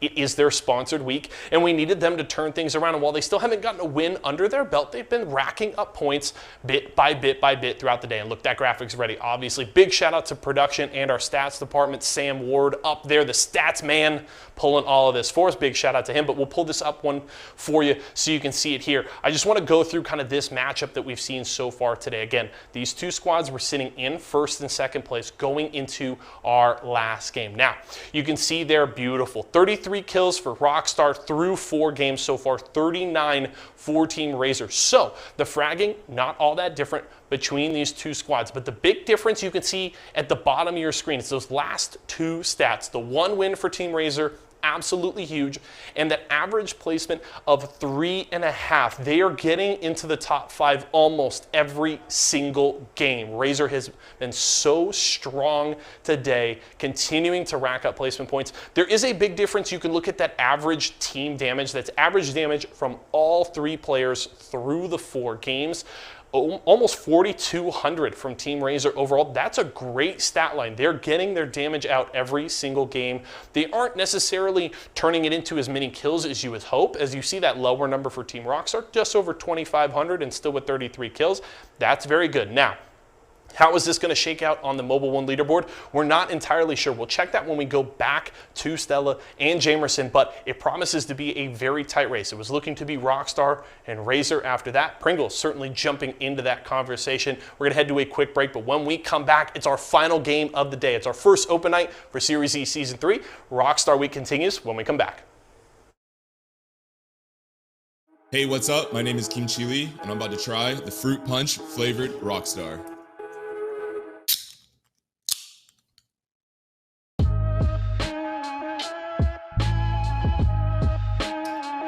Never go wrong with Fruit Punch, Rockstar. You just stay knocking these out of the park. This flavor is on point. I love it. If you're ever looking for a drink or something to give you that extra juice during your gaming sessions, make sure you check out walmart.com/esports arena and go get some Rockstars. I play Apex Legends for Team Rockstar, and you're watching Rockstar Week. Cheese It snapped. How's it taste? It's so thin, crispy, and cheesy. And I just want to keep eating it. And eating it. They love them. Snapped. So good we may run out of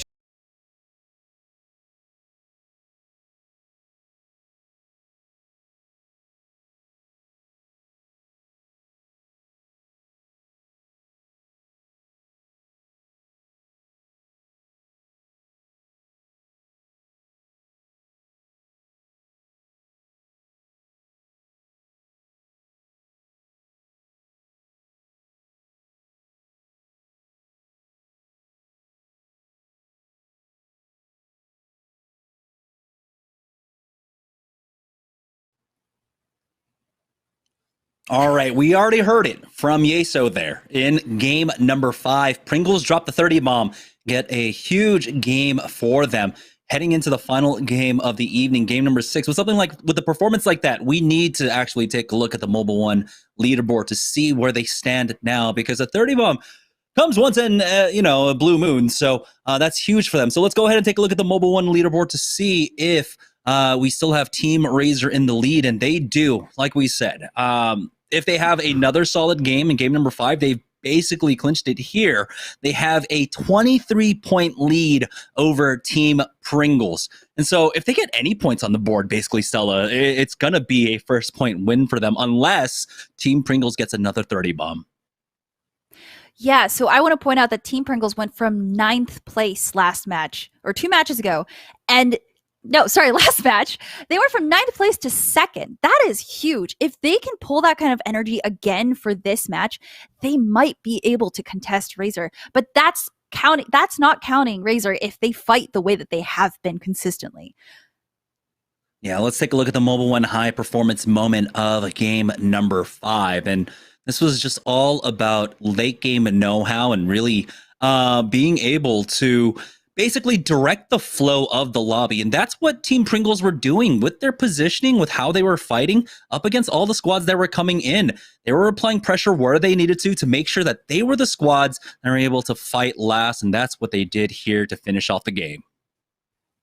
Yeah, and they did so without taking too much damage, and so they were able to finish off the last person who came at them. And it's just amazing to see what positioning can do for you. And Apex is a game where you will be highly punished for any mistake you make. And all these teams, they made the mistake of ignoring Pringles there, and so Pringles just took advantage of all that. Yeah, and you can see at the end of this, I love how Hakulo sees that there was, I believe, a knock on the side of Team Pringles. So he just full sends it in after them. As you can see, there we go. He's just waiting behind his down teammate. I think that might be Zeratricky. And he's like, okay, there's a knock. I'm going to go ahead and full send. Yeah, I'm going to try to find and then something. Gets focus fired. Oh, I love it. Yeah, you have to appreciate the confidence, though, right? It's all or nothing. You send it, and, you just get focus fired by 2 people. It happens.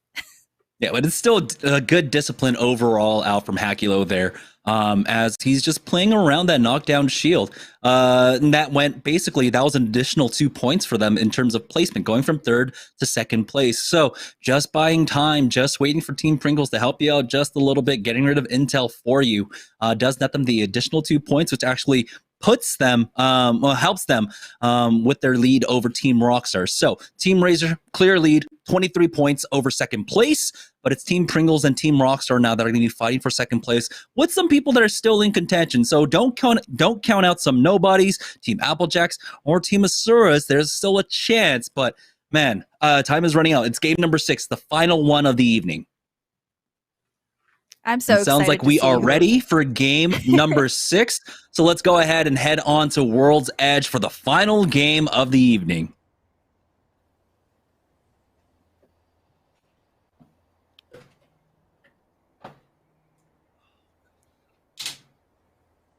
So how do you feel about your team to watch Intel's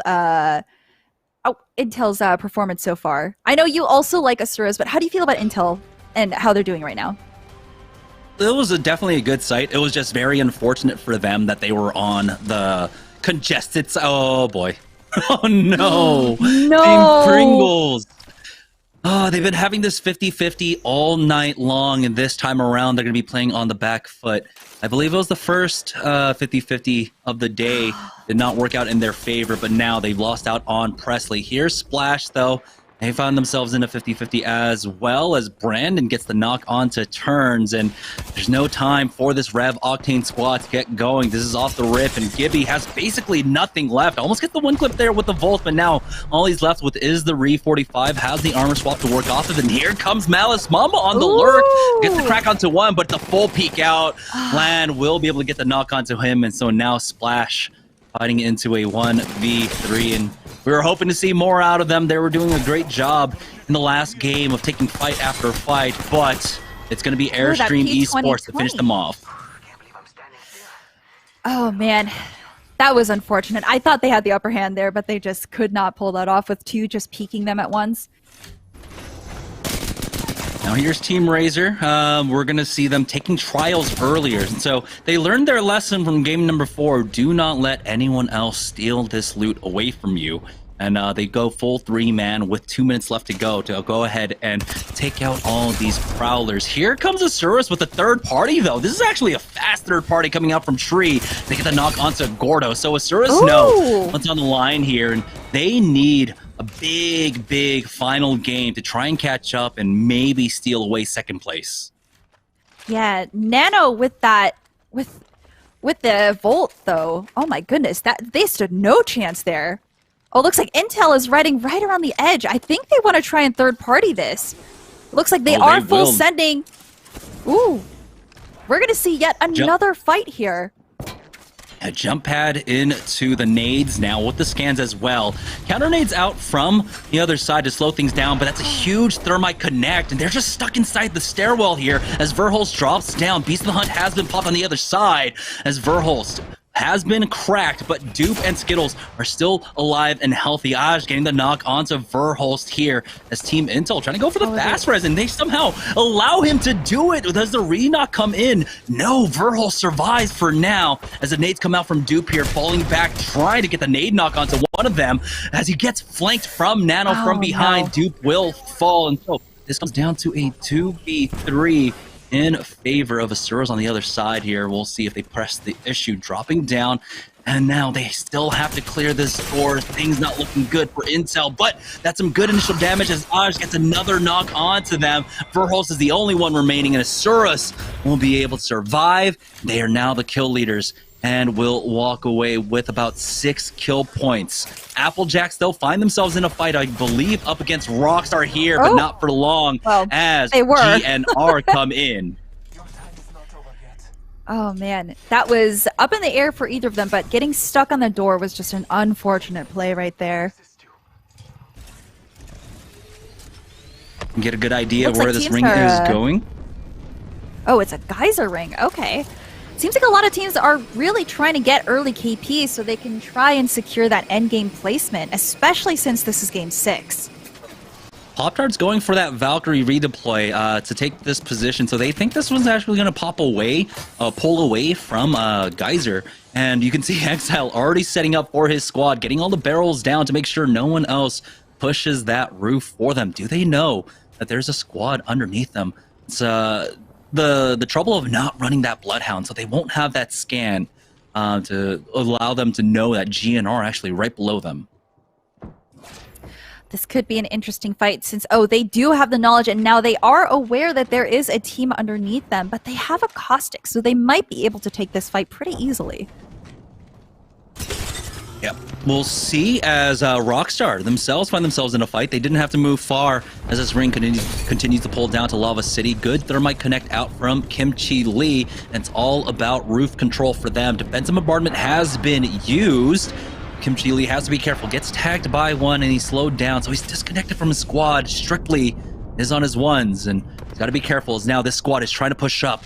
The flank coming out from Crummy. The lurk, and he catches out one, but one clip onto Kenji God, and that's going to give them the 3v2 fight as they go for the instant thirst and the chase onto the rest of this team. Good damage out here from Strictly as they'll finish off Etymology, and now it's the 2v1 as Kimchi Lee has gone down, but they should be able to finish him off very shortly. Here comes Team Pop-Tarts now as they are making their way down this building to try and get rid of GNR.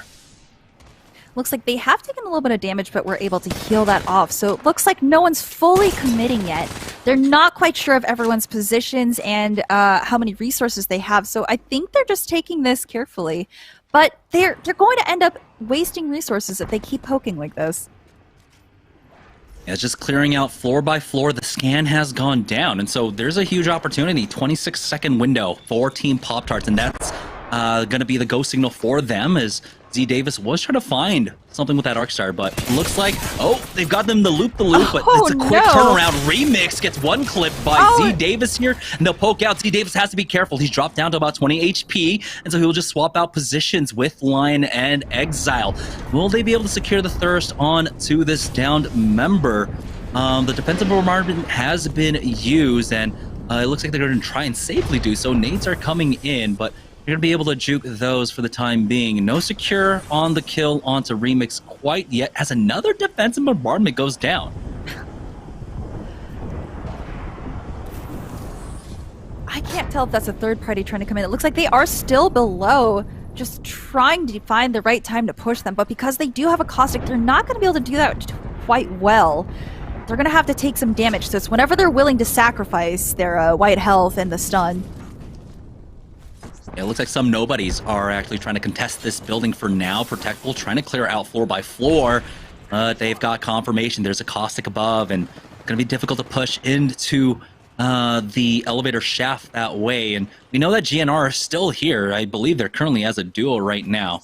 But some nobodies, they would love to try and find a fight here as they're sitting on blues and whites. Ooh. And it's the full send onto the rooftop, but they've taken so much damage. Pop-Tarts just back away, playing off of their barrels beautifully at this point, as it sounds like a knock did come through for Exiled. And here comes the peak as, oh boy, they just got completely wiped. Here's Rockstar coming in for the fourth party now, though. They've lost out on Strictly. They take out GNR, but they lose out on Strictly throughout all of this.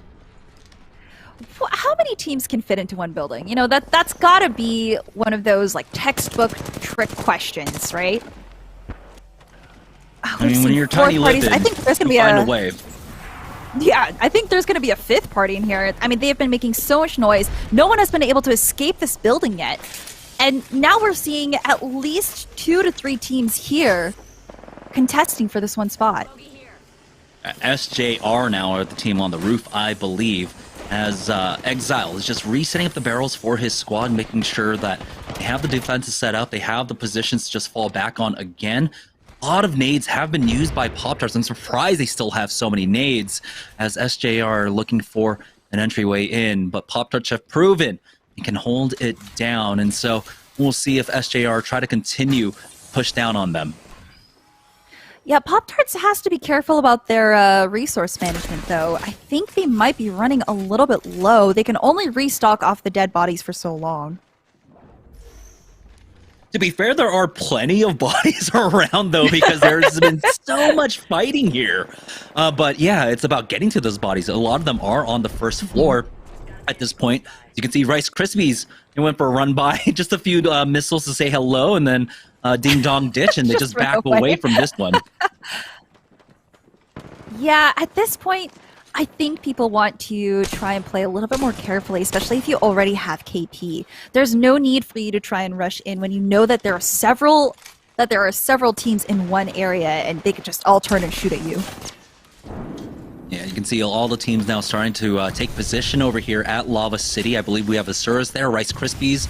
Right now, 2 Brains, 1 Controller catching out Team Rockstar. They were looking to try and get the res onto Strictly, but Kimchi gives his life for it. So I don't know if Rockstar are knocked out yet.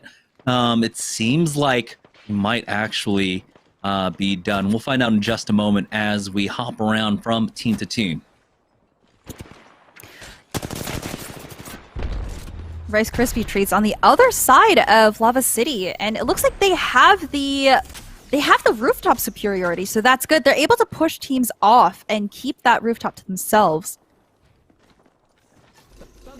And that team wants nothing to do with them, and Rice Krispies are just gonna keep an eye on them for now, but they have full control, like you said.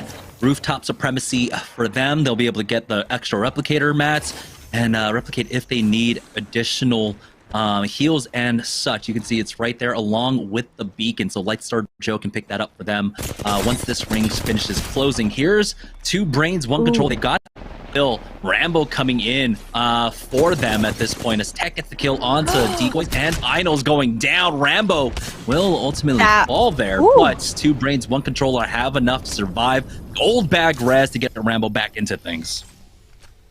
What an amazing push. That was such a confident push. He was already about 20 health, but he knew how low that enemy was and just pushed with straight confidence, knowing that his teammate would come up and help support him. I love watching team-based games. I love Apex. Heads up. Got one here. And here's 6xZ's on the lurk coming out from Geyser here, and they're looking to quite possibly push this, but you don't see the trades, and it's taking too long. Scan out now. They caught one out in the middle of nowhere as the SeriesE are actually making a push for this building. And you asked how many teams can fit in this. Well, there's about 4 or 5 levels here, so I would say like 10. 10 squads can actually survive in here somehow. That's the way probably they what it pack. feels like being in there. Yeah, exactly. It probably feels like 10 squads. Moving day, you got to make sure that you find yourself an Apex Legends player because they know how to make room at this point. But SeriesE wants to try to find some breathing room for themselves as Nano goes for a cheeky peek there, but does have to back away, get some confirmation on the armor on the other side, and sees that there's at least a red Evo shield. And so it can be difficult, but they don't need to force the issue here. They've got some KP, and now they're going to try and play off of placements ultimately, as it's been Pop-Tarts just a huge roadblock for any team that has moved into this building.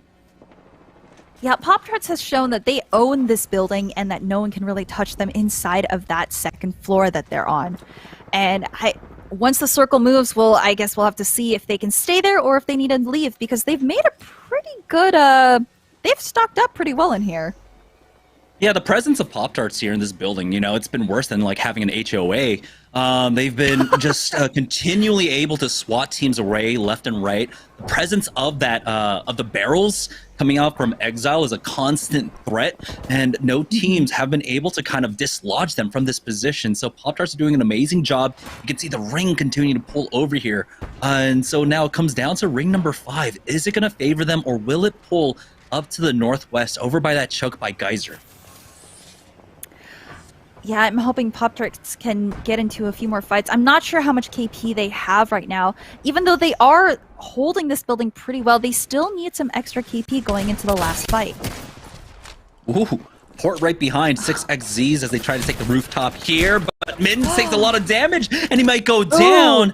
Oh, the Mirage didn't see that one coming. That's going to be Mercy picking that one up. 2 brains, 1 controller. They know they have the advantage. They want to find more. Goopy does take out Rambo, bringing this down to a 2v1. We'll see how much Goopy has left in the tank here, as the defensive bombardment has been used, I believe. But here he goes. Laying in with the nades. That's a big connect onto the knock shield, actually. I thought it was a bit bigger than that, but Goopy will be able to heal up as Razor now coming in for the third party, but you have to imagine that, no, the thirst comes out onto Rambo, so 2 brains, 1 controller. We're just down to the 2 brains here as Rambo has fallen. We'll see how aggressive Zeratricky decides to get off of this as he tries to find another opening with those nades, but Razor, they know the position that they're in. They know that they're in for a solid finish at the very least, so they're not going to press the issue.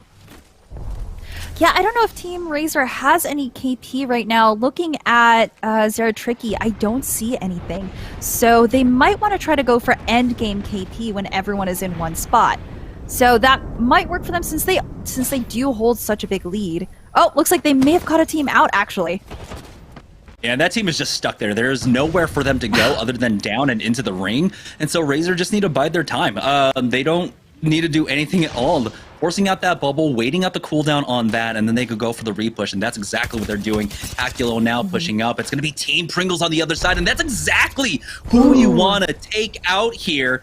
Another team in the top 3, especially after that 30-point game in game number 5 now. You can see Presley just has to watch as this team slowly getting strangled out of this one. Oh, this is unfortunate. This just shows you that rotation early is so important, because then you don't want to get caught out like this.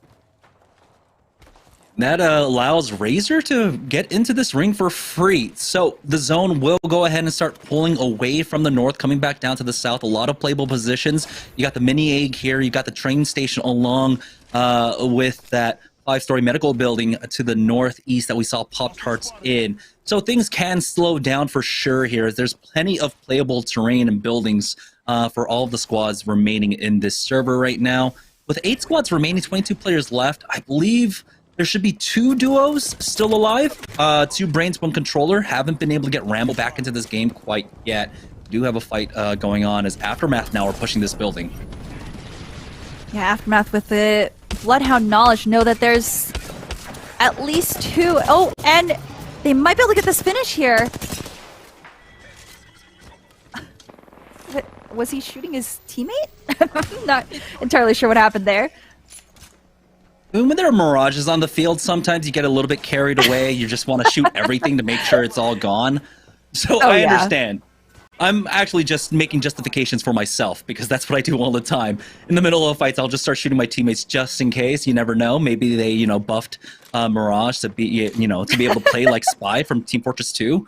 But here's Pop-Tarts in that position that we saw earlier on, and this time around they've cleared out the roof, and so they have the roof to themselves. And take a look, people have just been littering left and right, leaving all sorts of trash on the rooftop. Not cool at all. HOA is not happy with this. There's gonna be fines going around left and right. It looks like they are getting damage off of this team trying to push in for that care package, but that's going to be a massive fight between two teams right here. Aftermath trying to push into this small trailer. 2 Gibby bubbles going off. This is going to be a messy fight. Rizuki finding 2 kills here. Aftermath does get a knock onto Rizuki, but it's still a 2v1, and they recover. But here comes a third party now, as I believe it's going to be Team Razor pushing up, picking that one up. And yeah, Pop-Tarts are trying to find some kill points here, but really nothing of it, and they do just back away. Yeah, so Lion actually ended up popping the who was it? The last one alive back there in that 2-stacked fight, because Lion has the longbow and was able to pick off that KP, so now they're sitting at 2. Yeah, and their biggest threat now is actually going to be Team Razor, currently to their north. The other 2 teams, you do have a Cirrus below them, but they have all the barrels set up as like a early ring system for themselves, right? Just so you know, if you have a visitor. And so they don't have to worry about them. They just need to make sure that Razor are gate kept this entire time. But I think with a performance like this, Team Razor just absolutely clinch it here, making another top 4 finish here in game number 6. Ooh, Pop-Tarts getting a knock. Oh, getting a knock behind, but they're not able to finish it since the Gibraltar shield does go down and they're able to get the res. Unfortunate. Yeah, Rice Krispies are happy. I mean, they're fine with that. Even though the bubble came out, they're the only teams that are playing over by train side. Here's Team Razor, though, trying to make their move underneath the train tracks at this point, but Asuras are literally a thorn in their side right now as they're poking away at them. Now Team Razor, does there a tricky? No, he doesn't have his bubble, but he somehow makes it into the safety of this pylon here, but he's getting pushed. Nemusona trying to get aggressive here. Nemusona does decide better of it, but Lightstar Joe gets the kill onto Hakulo. Now Zeratricky is forced to use that defensive bombardment and the bubble here. He has the gold back res, and Rice Krispies are not ready to push quite yet. Here comes the push, though. Nemusona. Oh, no. That was unfortunate. The animation didn't go off, and he had tried to hit it again, and that just ended in their downfall there. And we're down to our top 3 squads remaining now for the final circle here. As you can see, Pop-Tart still on the rooftop here. We have Asura stuck on the low ground. It's Rice Krispie Treats now. Now we're able to pick up some additional loots to play off of, and they have a lot of angles to work with here. Yeah, it looks like they're the closest to the center, so they might actually be in the best position right now. The other teams in the buildings have to face each other as they come out, and Rice Krispies Treats, they're gonna have views on everyone leaving that building. There's an option, quite possibly, for Pop-Tarts to use the Valkyrie Ultimate, Valkyrie Ultimate, to try and avoid the early game fight. But it's about once you're in the air, Rice Krispie Treats might have to deal with them. But right now, we'll see. It's all about Rice Krispie Treats here to try and close this one out. They're the ones that have priority on the zone. They're right there smack dab in the middle. And both the other squads, Asuras and Pop-Tarts, just stuck inside this building. They're just bullying them all, knowing that they have only 2 minutes to move. Oh, it looks like they are moving out, but what cover do they have out there? Why did they leave so early? Bubble's been used, but they're just fighting inside right now. Rice Krispies picking up the majority of that, and the Asuras will get one off the tail end. But what a beautiful spray down. Nano does answer back, taking out Clinical, brings us down to a 2v2. Nemusona on just a sliver of HP, and Lightstar Joe will fall. Asura started off with game number 1 win, and they will take the final win of the day. What a great way to close that out. You know, they win the first game and they win the last one. I was really worried about Rice Krispies there. I was like, please don't push a little too early. Please don't push early. And they did. It was just a split second too early and they ended up losing the game, but they did get second place. So that's really good. Yeah, and we'll see if that does make a difference here. We're going to take a final break as we tabulate the last results for game number 6. And when we get back, we'll be able to announce the winners. So don't go anywhere, guys. We'll be right back.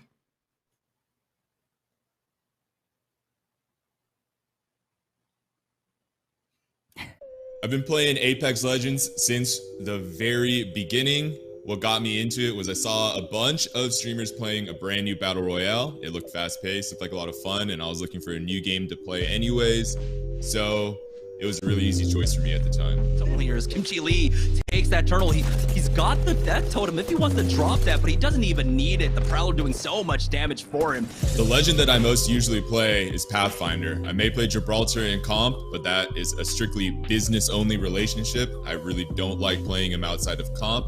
As for guns, can't go wrong with the Wingman and a Peacekeeper. But it's Bets R Us that have the full reset. Kimchi Lee hasn't healed up yet, though. This jump pad has been used, and now they're going to go ahead and full send it, knowing it's the 2v1. Nebusona taking so much damage there, and it's going to be the final melee. Playing with Strictly and Crummy, to put it simply, it's like a roller coaster ride. You got your ups, you got your downs. At the end of the day, you come off the ride with a big old smile on your face. Happy that you were on that ride, happy you're on the ride with them. I wouldn't want to have any other 2 teammates by my side frying out every week. My name is Kimchi Lee, and I play Apex Legends for Team Rockstar, and you're watching Rockstar Week. I told you guys to keep an eye out for them at the start of the day, and Ashura is coming out with a win in our final game, bookending their first open night performance here in Series E Season 3. I'm your host, Yeso, back here after all of our games are done, and we get to see Ashura's with the big win there, and Team Rice Krispies Treats gonna be kicking themselves a little bit there. Look like they had the positioning, they go for the finishing push, aren't able to hit the shots that they need, and Ashura's take the win. Still a good performance from RKT, though. They grab second place. That's going to be some great points for them to start off the year, and we'll see how it shakes up the standings. I'm very curious to see. I don't know exactly how many kills Ashura's got in that game, but they had a good start, a good finish. Does it put them in the conversation here at the end of the day to try and get into the top 2 for the money? I'm not sure. We'll find out in a little bit, but let's check out our player of the game for our final game of the day. And is it AJ? We started the day, I believe he had 5 kills in the first game that they won. Looked really, really strong, but I'm curious to see who from Ashura's gets it here in this final game. And remember, we will be going back to Stella and Jamerson momentarily. We'll check out our Mobile One leaderboard, our Mobile One high performance moment for today, and kind of close things out from that perspective. But player of the game here, production will have it for me here momentarily. Other than that, oh, okay, there it is. Beautiful. Nano. Okay. 4 kills, 6 assists, 1,425 damage there. Grabs player of the game for the last game of the day. So that's huge. So that is at the very least 10 kills on top of the 12 placement points that the boys were able to get. So we looked at the start of the day, right? Ashura's had 23 points in their first game. They're getting at the very least 22 in their last one. We're, again, not 100% sure where our contenders end up after that, right? When we came into this final game, we had Razor, Pringles, Rockstar in that top 3. And I know for a fact Rockstar grabbed 10 kills of their own. The placement points, not quite there. They were out much earlier in the game than they would have hoped, but they grabbed plenty of KP at the start. So there's a ton of questions that we have. But big congratulations there to Ashura's. Even if they don't get into that top 2 or 3, I think this was definitely a statement performance from them on their first open night performance here on World's Edge. Again, keep an eye out for them. We're going to go to a quick break, but when we come back, we'll check out our Mobile One leaderboard, our high performance moment, and get ready to wrap open night here in Rockstar Week.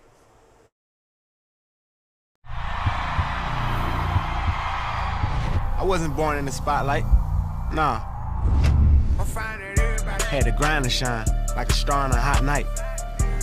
And something about the struggle now resides in my muscles. And every trial and trouble helped to hang my hustle. Real rock stars don't chase the spotlight. It chases them.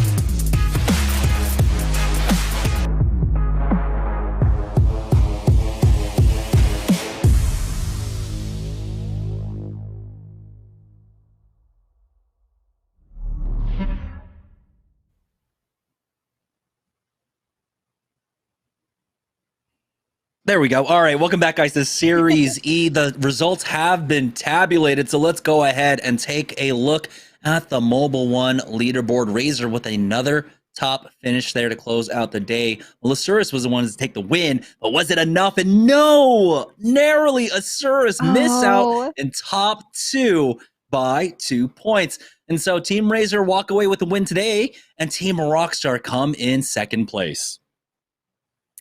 Man, what fights though from all of these teams. Like, they really gave it their all towards the end, and it was so crazy to see how many teams were in that one building. And you know, hey, Team Rockstar got second place. That's pretty good for their week, you know. Yeah, it was Team Pop-Tarts that was holding down that building the entire time. They ultimately ended in 8th place with 27 points. But a good effort all around from all of our squads today. It was amazing games. I mean, imagine if we had a 6th game. We had that unfortunate issue in game number 2 where we had to void that one out, but Team Razor finished off strong. They had 3 games in a row where they finished top 3, top 4. So very excellent effort coming out from Team Razor. Let's take a look at the last Mobile One high performance moment of the evening coming out from game number 6. We get to see Rice Krispies treats try to take the advantage from above, but they just push a little bit too soon here. They do have the advantage. They do get a few knocks, but the thing is they just pushed a little bit too soon and kind of gave up their high position. And you can see that it's already a 2v3 here. Or no, it's a 2v2. And they get absolutely decimated here, just playing around the Gibby bubble. And they just weren't able to do enough damage here to win it. Yeah, super close. Asura is just missing out on 2 more points.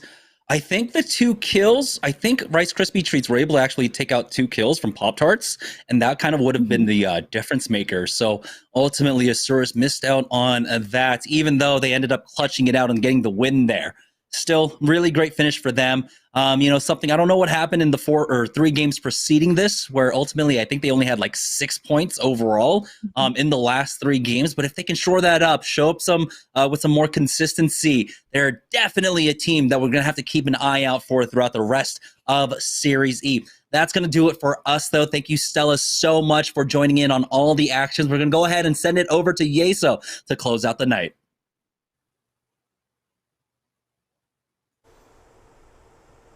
All right, folks, welcome back. One more time, Yeso here in Studio Red of Esports Arena HQ. Please, if you haven't already, give some love. Jamerson and Stella crushing it on the cast today. And obviously, hats off to Stella, her first time on the SeriesE show. We certainly appreciate her coming in. She crushed it. No surprises there. Absolute pros. So great work from those two. Very fun cast to watch all throughout the day. And that's going to do it for Open Night tonight, folks. Rockstar Week kicking off with a very interesting competition. Team Razor coming out in first, and Rockstar just sneaking out with that 2-point lead to grab second place tonight. Certainly a performance that they can look to build on tomorrow, but the competition only going to be harder. Don't forget, tomorrow, 4 p.m. Pacific time, right here at twitch.tv/esportsarena, we will have our Week 2 Pro Night here for Rockstar Week. We got C9, TSM, and more all coming out to compete with our 9 partnered squads on World's Edge for 6 more games. So you're not going to want to miss out on that. If you want a little bit of a preview of that as well, make sure to use !power rankings in chat. Right now, you can take a look at my thoughts on where all of the pro squads stack up coming into this season of Series E. We got to see G2 dominate last Wednesday night. A couple of wins to close out the day and took the win. Can they do it again tomorrow night? Is a C9 or a TSM going to come out? Will Intel or Razer be able to repeat the strong performances we saw from them last Wednesday. Tons of questions, but the awesome thing is we'll have the answers for you tomorrow. So don't miss out on that. Also, head over to shop.esportsarena.com. Follow us on all of our socials. And if you need more info on what's going on with Esports Arena, esportsarena.com is your destination. My name is Yeso. Ladies and gentlemen, thank you so much for joining us. For myself, the entire live broadcast crew, and everybody here at Esports Arena, thanks so much for joining us. We'll see you again tomorrow.